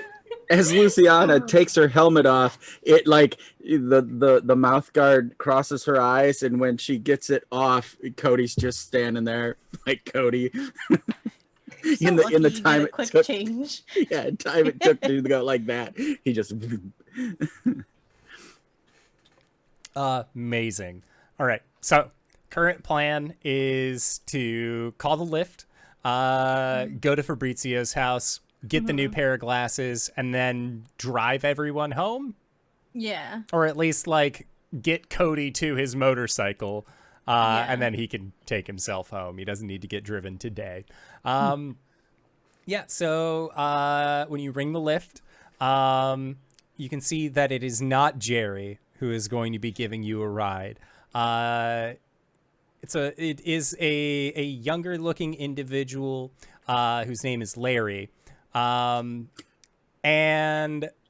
when like, okay, thank God it's not Jerry. Like I can just like boop, got this guy on lock. Ride shows up. It is the same vehicle that you have seen, same license plate, everything. But the younger man is driving. And getting into the car as you are on your destination, you find out that Larry is just Jerry's kid, who this is his weekend job. Sometimes like when he wants to make some extra money, his parents told him that he needed to work. So, like he works, using his dad's car.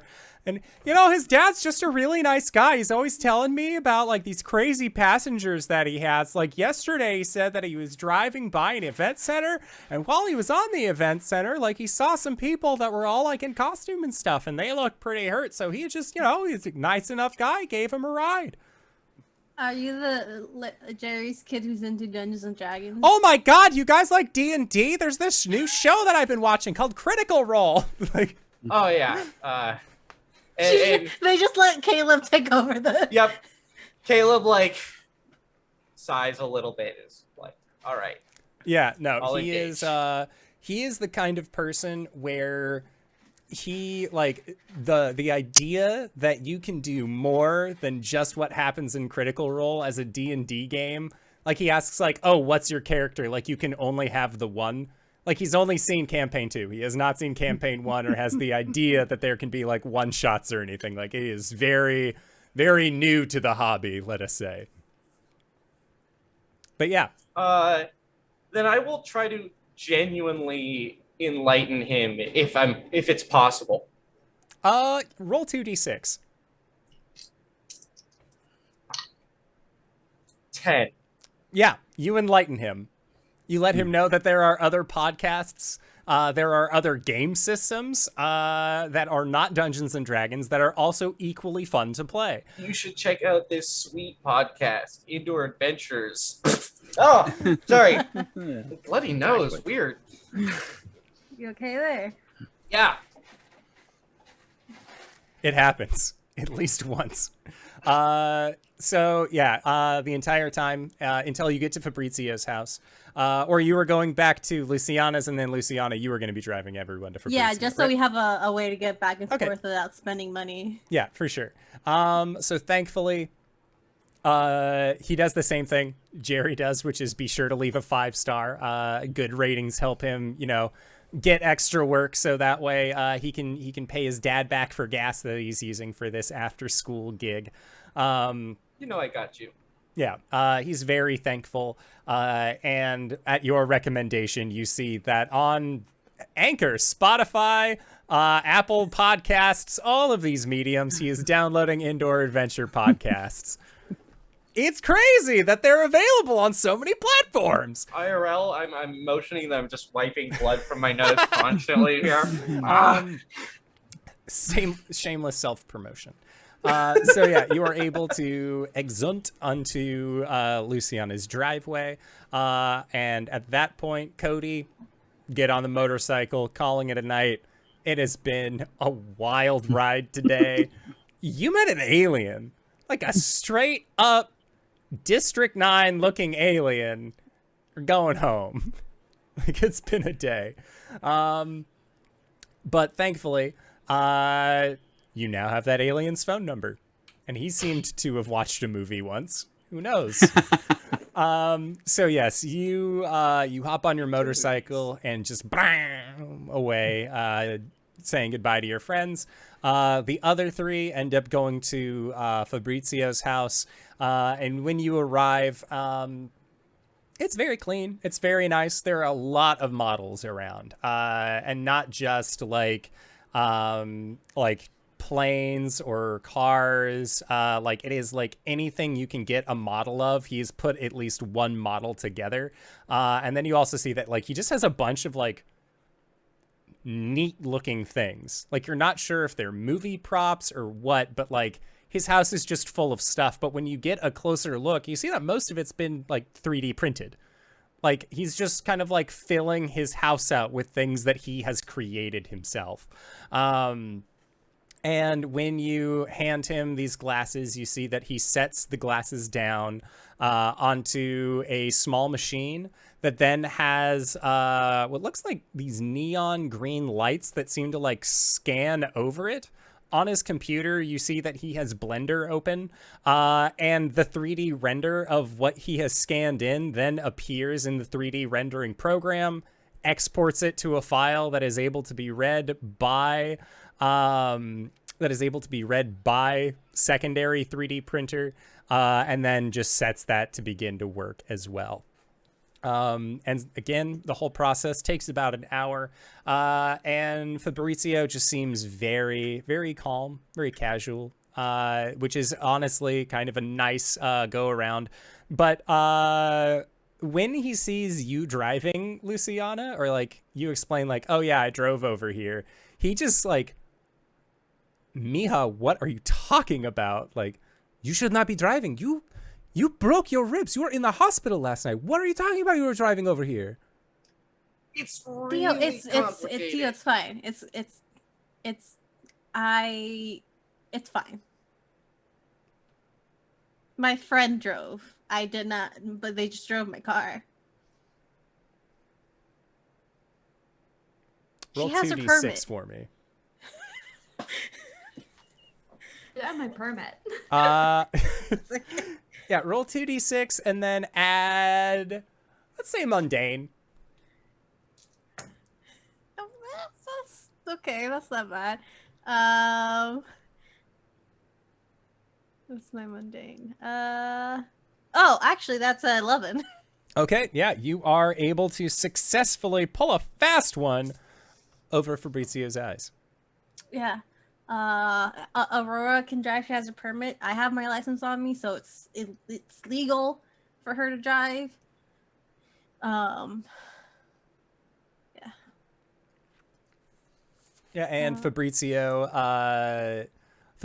says, like, all right, that's fine. And then he realizes the friend that has driven you over is Aurora. And he says that, like, basically that he will make these glasses for you and he will give them to you for free under one condition. And you see that he pulls out what looks like a Rainbow Maiden's poster. And Aurora, he asks if you can sign it, and then he like can get a picture of you signing it for authenticity. I mean, I'm not going to resell it. It's just in case anyone asks. I mean, I could do it for a fan. Yeah, of course. I mean, you're helping out my friend here, so I mean, do you want me to be like in the costume? He says that So you don't have to. Like, if you're comfortable doing it, sure. He's not going to require you, like, be in the costume, sign this for me. No, he's just like, hey, like, I never thought I would have the chance to ask this, but can you sign this He's poster? pretty chill about it. Yeah. All right, let me just. Sorry, give me 1 second. I'll try to speed this up. Just a quick splash of like rainbows. All right, and then she'll like, sign it and be like, to my Just brilliant, radiant fan, just put Fab. Fab, and then like Aurora with like a little. The A is like a star or something. And Yeah. It's like very like cute signature. And he then just like puts his hand over his heart, big sigh, not one of exasperation, but just to like, and then like, as you're looking around, you can see that like he frames most of his posters. And when he brought down the Rainbow Maidens one, like there is a clear like missing space on the wall of where it was.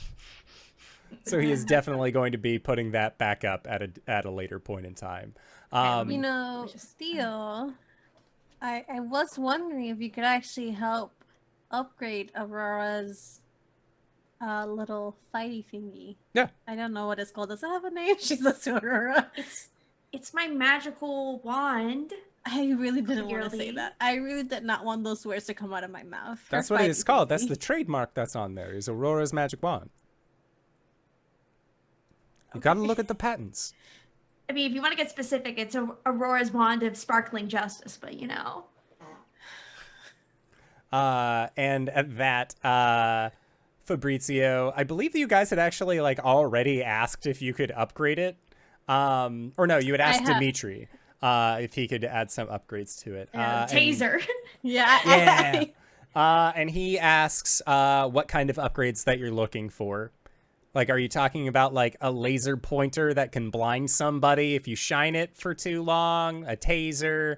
Like a grappling hook? Like, what kind of thing do you want on this wand I mean, of Radiant Justice? we gotta zhuzh it up a little bit.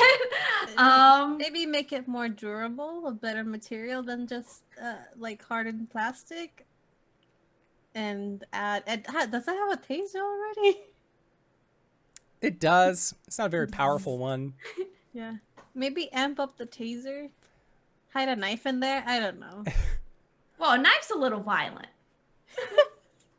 Have you? Okay. It's like the Rainbow Maidens are not about knives. It's not a thing that they do. They're about justice and the power of positive thinking. Well, she has justice and the power of positive thinking and have the power of extreme violence. And a knife. Yes. And the knife. But like a really sick but like amping up the brightness too would Oh, be yeah. sick. You know, you can make it like change colors and make it look like a rainbow. Fabrizio is like, he's like listening to what the girls are saying about this. Caleb, you are also here. It's just like getting a fake pair of glasses made. Is there anything that you're suggesting for Aurora's radiant wand of justice?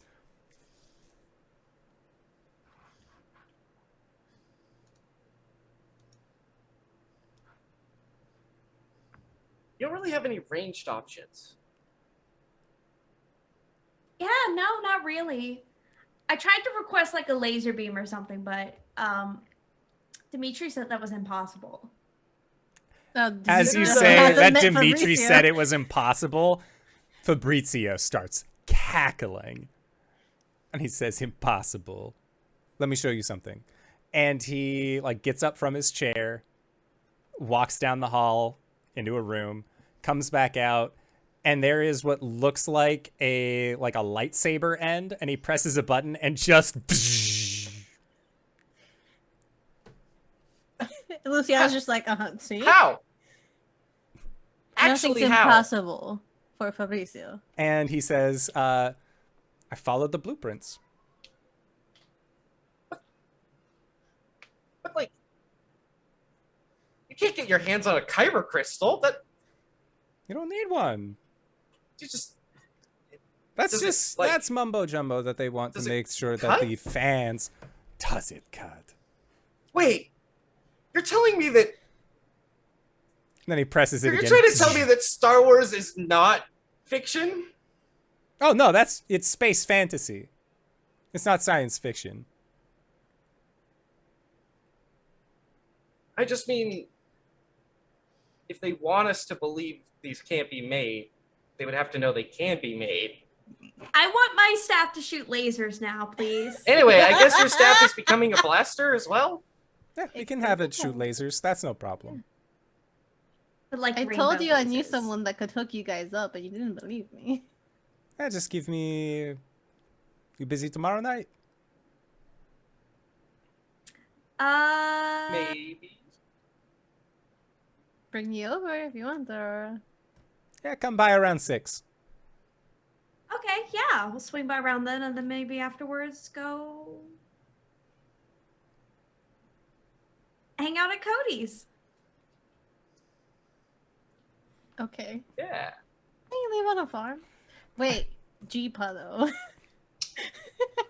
I also feel like it's one of those like hang out at Cody's, and then just like a really intense stare. Like we're obviously not going to hang out at Yes, Cody's. that was the implication. This is a me moment, not a Luciana moment. Jeepaw's cookies are still riding good right now. Yeah. Oh, she's like, Uh, oh shit, Theo, look, and she just hands him one of the cookies. I'll eat all of it. And with that, he says, I will eat this as a celebration after I fix the wand. Yeah. That. And so, yeah, hour goes This- by. As soon as Fabrizio is like distracted in his work, Caleb like tries to huddle everyone up. He's like, "You didn't tell me that like Fabrizio was this brilliant." I told you guys I had someone that could hook you up. I don't know how much more clear I could be. You could have said like he can literally make lightsabers. I didn't think I had to get that specific. That's incredible tech that's literally not available anywhere else. When you said a hookup, I thought you meant like military grade equipment. Military. Fuck those guys. Okay, but anyway, that's not the point of this huddle. The point of this huddle is we said that we should not tell anyone about the alien. But if we should tell anyone about the alien, I think it's the brilliant dude who can already make lightsabers. She'll make a group. She'll go to the group chat and say, "Vote to tell my really smart tech uncle about the alien." So Cody's included in this. Cody's on a motorcycle. There's a difference between texting and driving in a car. I didn't know if he had already gotten home. It's like, okay. Yeah, because yeah, the if it's classes about have an already hour. been done. Yeah, So, yeah, the glass Yeah. is finished. Cody has no signal at home, really. It's fine. You know what? I Cody, tried. Cody, you It's get, Yeah, you it- have 3G out there. You have LTE. Like you can still get it. It's Yeah. just like if somebody sends you a picture, you have to like still find the good angle for it to download in less than a half hour. Yeah, climb the like windmill Yeah. tower thing. Hold Yeah. it up. the text will actually say, vote yes or no to tell my smart tech uncle about, and then there's just the bug emoji. I add an addendum of who can literally make lightsabers. Why? yeah.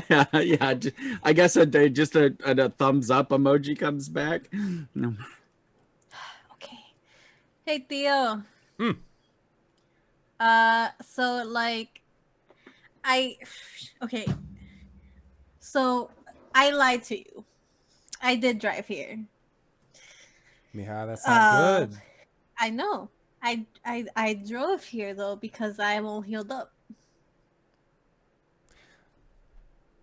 I'm going to call bullshit on you. Don't you Poke my ribs. think it's a little strange that I asked you to make a exact replica pair of my glasses So he that just aren't he doesn't prescription? question my request really. No. Do you understand the kind of things that Miha makes that Luz makes me make for her? Obviously not. Caleb, I got this. I Like got her this. whole Okay. like helmet, leather getup. That's- You're looking at the that's- designer. Poke my ribs, Theo. Okay. But if this moves any one of them out of place, you have to You- explain that to Tia. You went to tech med school, whatever school you went to. You can check if my ribs are broken. I I don't going know to what school med you went tech and to. going to actual medical school are two different things entirely. Fine. He goes to poke. Nothing. Look, and she'll kind of like do the whole like twisty thing. I'm healed up. And like, look at those glasses, like the real glasses. Look in them. He does and like puts them on like whenever anyone's like, oh, let me see what your glasses are. He puts them on and then just immediately like Yeah, oh he no. was really. Caleb, Those read that poster over there. And she'll point to one in like the far point part of the room. yeah, I like perfectly read it out. Doesn't need the glasses anymore. This has something to do with the sun going zoom zoom. Nope. Well, So, sort of, but The reason I'm telling you this is because it does not have to do with my powers or any of my friends. We got healed by. This is going to sound really strange, and I promise it's not because I'm high. We got You healed still shouldn't by- have been driving. I have mastered the art of driving high, okay? You are a teenager. I am fine. We met an extraterrestrial. I know this sounds crazy, and they were able to heal us. Now, part of their tech is being used to create what I had you research, which is why there were chemicals that you could not identify. But they weren't doing it on purpose. Someone stole their ship. And I see your face. They asked us help to get their shit back so they can go home. And in return, they're helping us, they helped us heal up. And are helping us get more information. Now, the only reason I'm telling you this is because if you had met them, you could have really cool alien tech. Imagine the things you could make. Thank you for following Pop Culture Cal. GB, would you like to show what happens when somebody follows on the channel? Bong.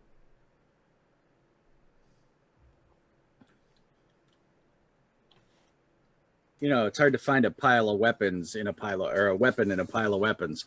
Anyway, I take this maul and I hit that guy in the face. God, that's so good. Too hard. 31. There we There go. we go. Yay. Bonk. Bong. That one's for you, Pop Culture Cal.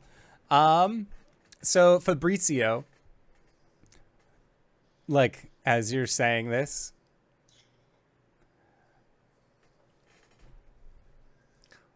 so you're telling me aliens exist? Yes. Yes. What did he look like? Like, was it like one of the Greys? He's an insectoid. Yes. He's like a He 5 has on four the arms. scale of like humanoid. Like he's like vaguely humanoid at Like, this where point. did He's you like meet him? Like at the hot dog stand? he's literally In a tree. living in the myth, underneath the myth, and has been since the Green Sun incident, which is what brought Contacted his me shit through my down. phone. Like they're like so cool. They like got into my phone and like sent me a message and like It was my phone really, opened up like, a tree. Yeah.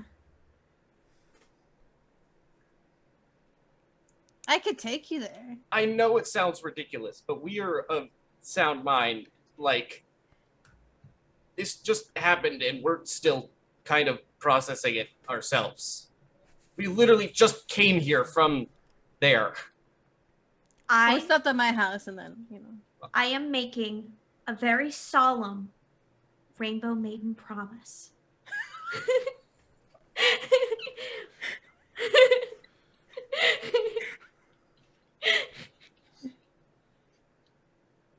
And he just like looks back and forth from the three of you.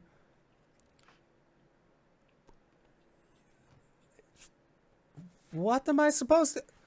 Okay, so I know he lives underground in the forest in the middle I of could town. ask them if they would like to have someone over that also knows about tech, and you two could talk, and you could get some new information or like alien tech, and you can make even cooler shit. Do not make promises you cannot keep. I am being look out. They're gonna take out their phone and just text them. Hey, would you like to speak with one of with a human that is very well A wizard. educated in the tech A of wizard. would you like to speak to a human who is very well versed in technology of Earth or Earth technology?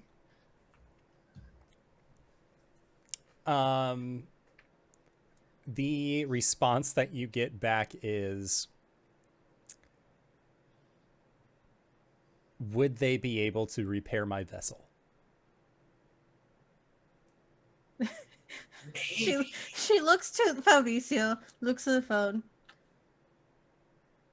Probably.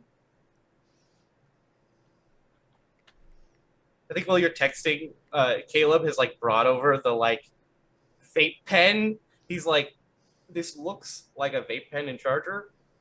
This is actually a hacking device that he made for me. Honestly, I know this part is just making me look more insane, but like, we're gonna plug this in Sedesco so that he can get us blueprints of a facility. The place you told me that's making the drugs.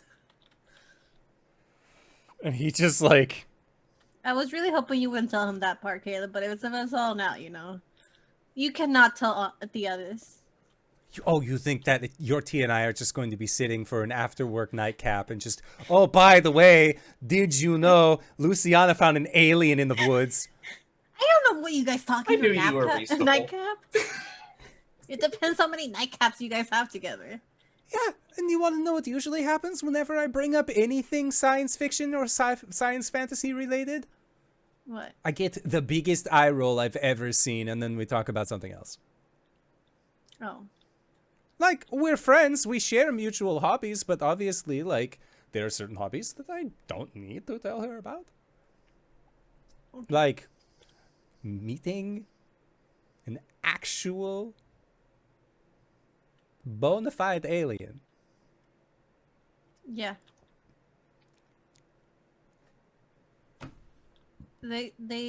And what I'm sensing from them is like, if you could help repair their ship, they would gladly meet with you.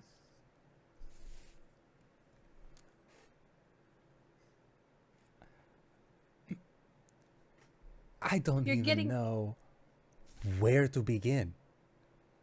If they have, like, a blueprint, or if That's they- why you gotta meet.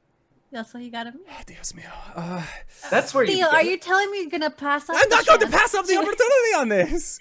What I'm just saying is like, if I go in and this alien is like, oh, if you help me fix my ship, we can hang out, and then I don't end up doing it, is he going to, like, eat my brain or something? Like, I don't know No. anything about this guy. You don't know. Do you know anything about this guy? I mean, He you seems seem very a pretty reasonable. type.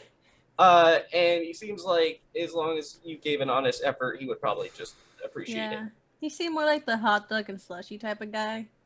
But A Or hot maybe- dog and slushy alien? bug alien. He literally had hot dog wrappers and slushies in their bunker. This is like E.T. have you heard know, about but the trash cooler. man? The guy who comes in front of my house that I pay No. clean up my trash You're every gonna week. confuse him more, Caleb. Okay, anyway, sorry. Never mind. I'll drop that. Okay, how? Yes, I will Okay. meet this alien bugman person. I will We don't know try. their gender. I don't even know if they have gender. I will just. You know what? I will meet this alien. I will meet this alien bug. I will help fix their ship if necessary. If possible, I can fabricate a lot of things with these machines. But fixing something like a spaceship, that is a tall order. And I don't know how soon it will be done. Well, we have to find it first. Even better. I will do my best. I guess. Listen, you talk to him. You'll get to know about the ship, and if it sounds like something that you're possibly able to do, you can say yes. I didn't say yes on your part, I said probably. Because I know you and you're like super smart. What, you just have him on your cell phone or something? I do, yeah. What the hell? He's just I like, gave him a cell phone so we could contact him. Yeah. you kids are something else. I will give you that. So like, do you want me to set up like a Yes! Okay. Why have you not done this already? Luciano will text like, when can you meet? I'll drop him off. Yeah, we'll say that Thran he's down to hang out whenever. It's not like he has a whole lot going on Yeah. at the moment. How about when we're done with these classes, Caleb, I'll drop you off at the gas station. I'll drop you off at Midgrove, or you can follow me to Midgrove, Theo. And I'll let you into the secret hideout. And then I'll drop Aurora off. I'm going to say this in a vote of confidence. You are not going to drop me off in the forest in the middle of the night so I can go meet a bug alien by myself. in a secret hideout inside of a tree. Okay, I'll drop you off tomorrow and I'll go with you. Thank you. At least for this initial meeting? Okay, deal. We'll be there tomorrow. Just text a thread. There is a... you just get a smiley face emoji back. I mean, they know how to use emojis. Or, because it's from an old phone, it would be an emoticon, but he includes the, dash for the nose. Oh. Oh my god, he's Satan. What? Sorry. The other one. Excuse me? There's more than one. So, let's fast play this a little bit. So, we will do all of the ride sharing. Fabrizio is down to meet Thran. Yes. I will say, after Luciana drops off Caleb, she'll look to Aurora and say, "Are you okay staying by yourself at your place with everything that's going on?" You're muted. Oh, I mean, it's no worse than normal, I guess. I've always been alone. Okay, that sounds like really sad. Well, no, I don't mean it like that. I'm just saying there's literal villains after us. And your address is not specifically secret.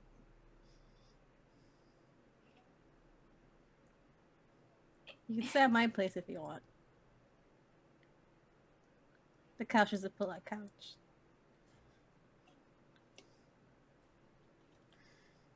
If it would make you more comfortable, then fine. I'm just saying, it's your decision. No, I can tell. You're worried about me.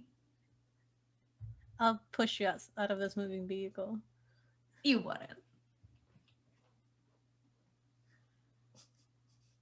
Reaches over, opens the car door. No, I'm kidding. I'm just saying, if you feel fine and you think nothing's going to happen, I'm only a little worried. See, there you go. Was that so hard to admit? Yes. I'll stay with you. Okay. You can go and pack a bag and go back. Okay. Just turns up the music. Internal lesbian scream. Turns up the music to cover the sound of the just like do do do do do do do do do do. Why is Tegan and Sarah playing?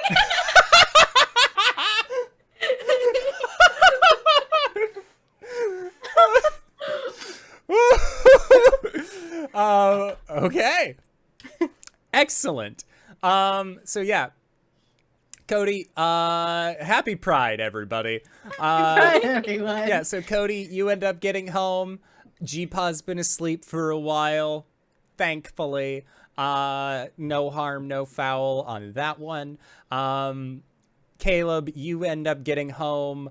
Your brother is awake. He's in the kitchen. He smells a little funky fresh, if you know what I mean. But, I mean, he probably just got done smoking, and you see that there is like a Costco pizza in the oven that he is currently waiting to destroy as soon as it is ready for him. Do you let him know what the current plan is? Which is that you need him to put this alien cigarette inside of a USB drive. Yeah, but I think Caleb's gonna walk into the kitchen and be like, "Hey, bro, I know you're super high." How could you tell? Don't tell Mom. And his eyes are just like clearly red.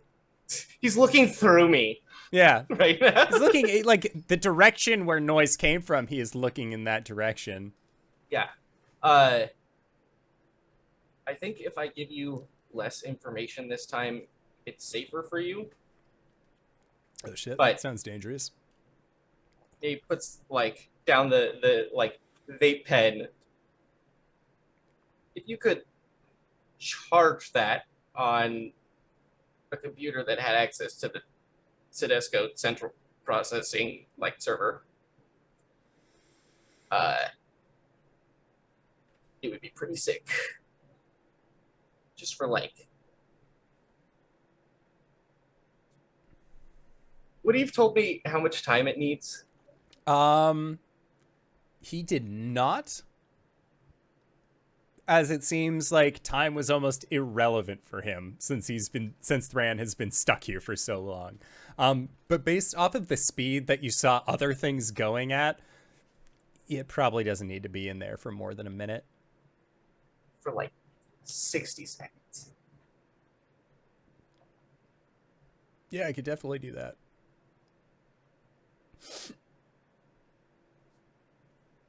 You're the best, big bro. And he just gives you a thumbs up, and then there's a like the beeping. Just, oh shit, pizza! Like he goes over, oven mitts, pulls it out, sets it to cool, and then he'll just ask if you want to just hang out. He said he has orientation tomorrow for the new job, and then on Monday he has to go back to school to finish out the semester, but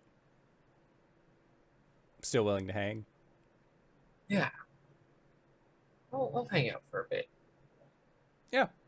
And which is great because as much as your brother can currently eat, he was not able to eat everything. There are like 2 slices that are left, and you're more than welcome to have those, or at least like try and like eat fast enough that your sibling can't eat all of the food. That sort of thing. But thankfully goes by without a hitch. So then moving on to into the next day, it is Sunday, thankfully. This has been a very eventful weekend for your group.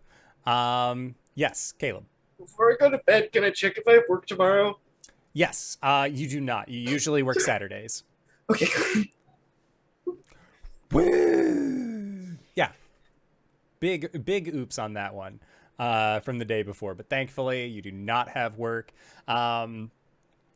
And you are able to, all of you are able to rest relatively well. Aurora on a pull-out couch. That's obviously, or at least like you are attempting to sleep on the pull-out couch. Whether or not that is where you end your night, up to the players. You shall know in Nights in the Courtyard. Nights in the Courtyard.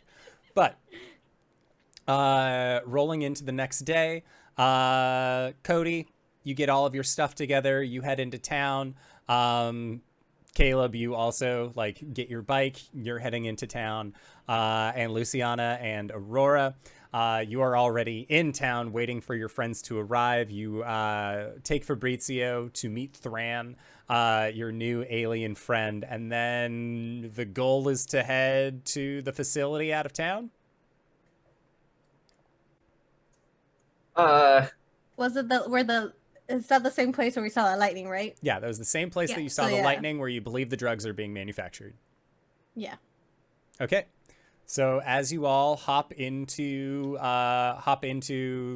Aftershock's Jeep, or no, not Jeep, into your truck that is again cramped for the boys in back, and Girls begin in the front, boys in the back. obviously, and begin heading down the road. Can Cody like pick G-Paw's motorcycle up and just like put it in the Oh back? yeah, Oh yeah. for Yeah, sure. for sure. It's one of those like you look around, make sure no one's watching. Good chunk, like Yeah. just like it's like lifting a backpack at this point. It's really not too difficult at all.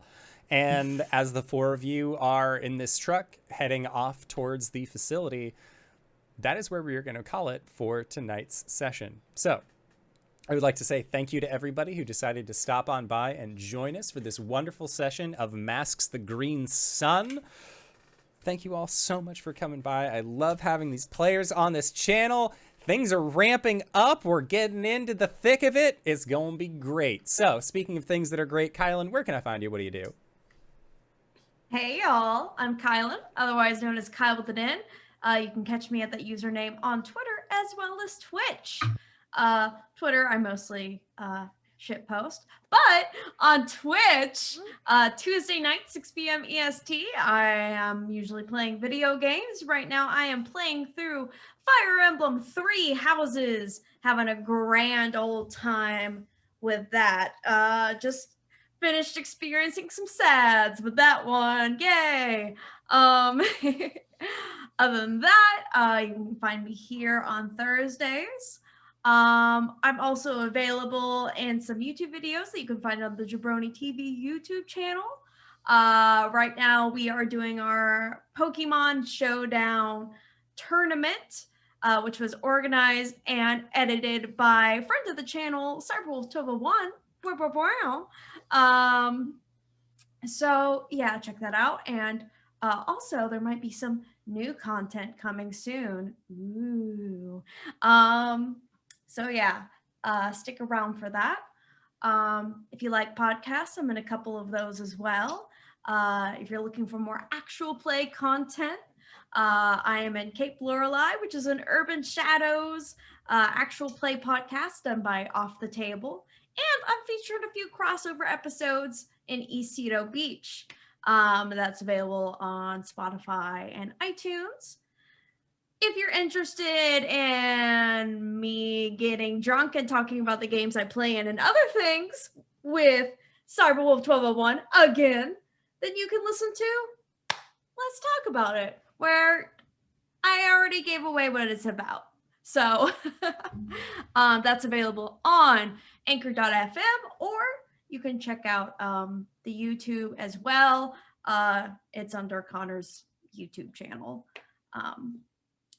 So yeah, that's me. Greybeard of Greybeard's Tavern, and you can catch me here on Thursday nights, no matter what it is. And on Sunday, you can see me on Greybeard Tavern on Twitch, where I do variety streaming. We're still playing Griftlands, and that's a space RPG animated comic book with cards, as is the medium. And then you can catch me on Tuesdays, where me and Lantern Noir take our 80 plus years of gaming experience and talk about different gaming topics, and sometimes not gaming topics. Like, of course, on the 25th of May, which is the real Star Wars Day, we talked about Star Wars.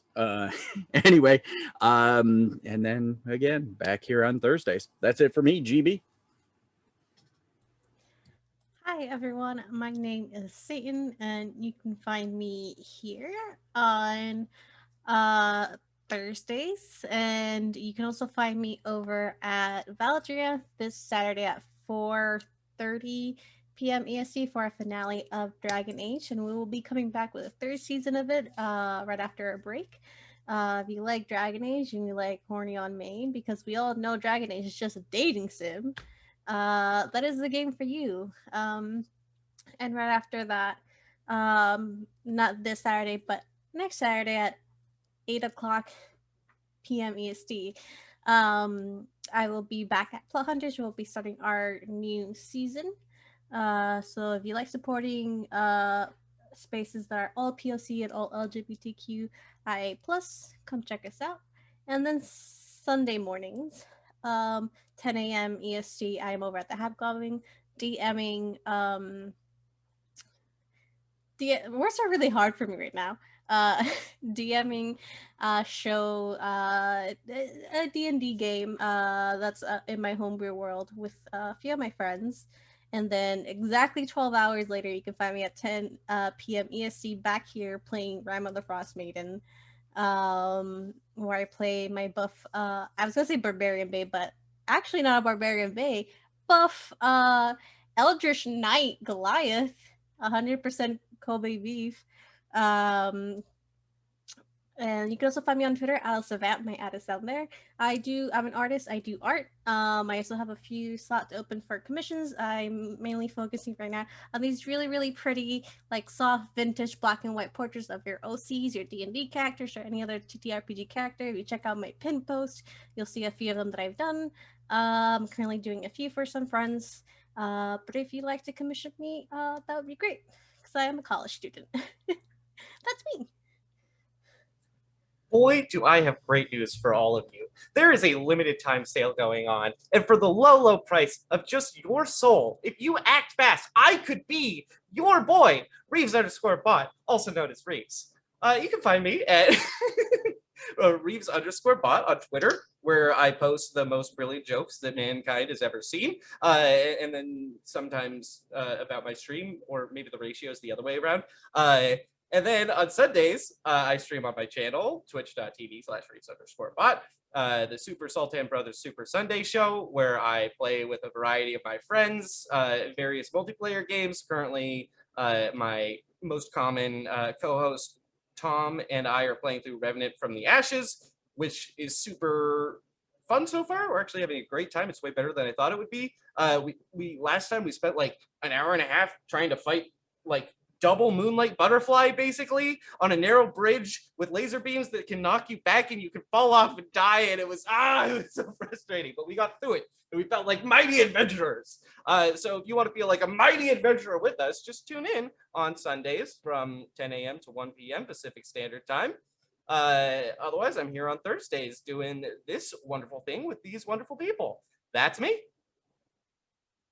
And if you've made it this far, you probably already know who I am. But if you don't, hey Acorns, what's up? It's me, your buddy, your pal, your friend, the Indoor Adventurer, the showrunner here at twitch.tv/IndoorAdventures. We do shows like this on Monday and Thursday at 5:30 p.m. Pacific Standard Time, as well as on Sundays at 7 o'clock p.m. Pacific Standard Time. And this is your first time joining us, you can go to youtube.com/IndoorAdventures to check up on all of the VODs of each of the games that we have played, including full playthroughs of a variety of D&D games, as well as a future of a multitude of other tabletop games as well. We're looking to kind of expand out of D&D, not because we don't like the game, but because I, as a person, want to experience more tabletop role-playing games, and the easiest way to do that is to convince 4 of my friends to play with me for an extended period of time. So you got that to look forward to.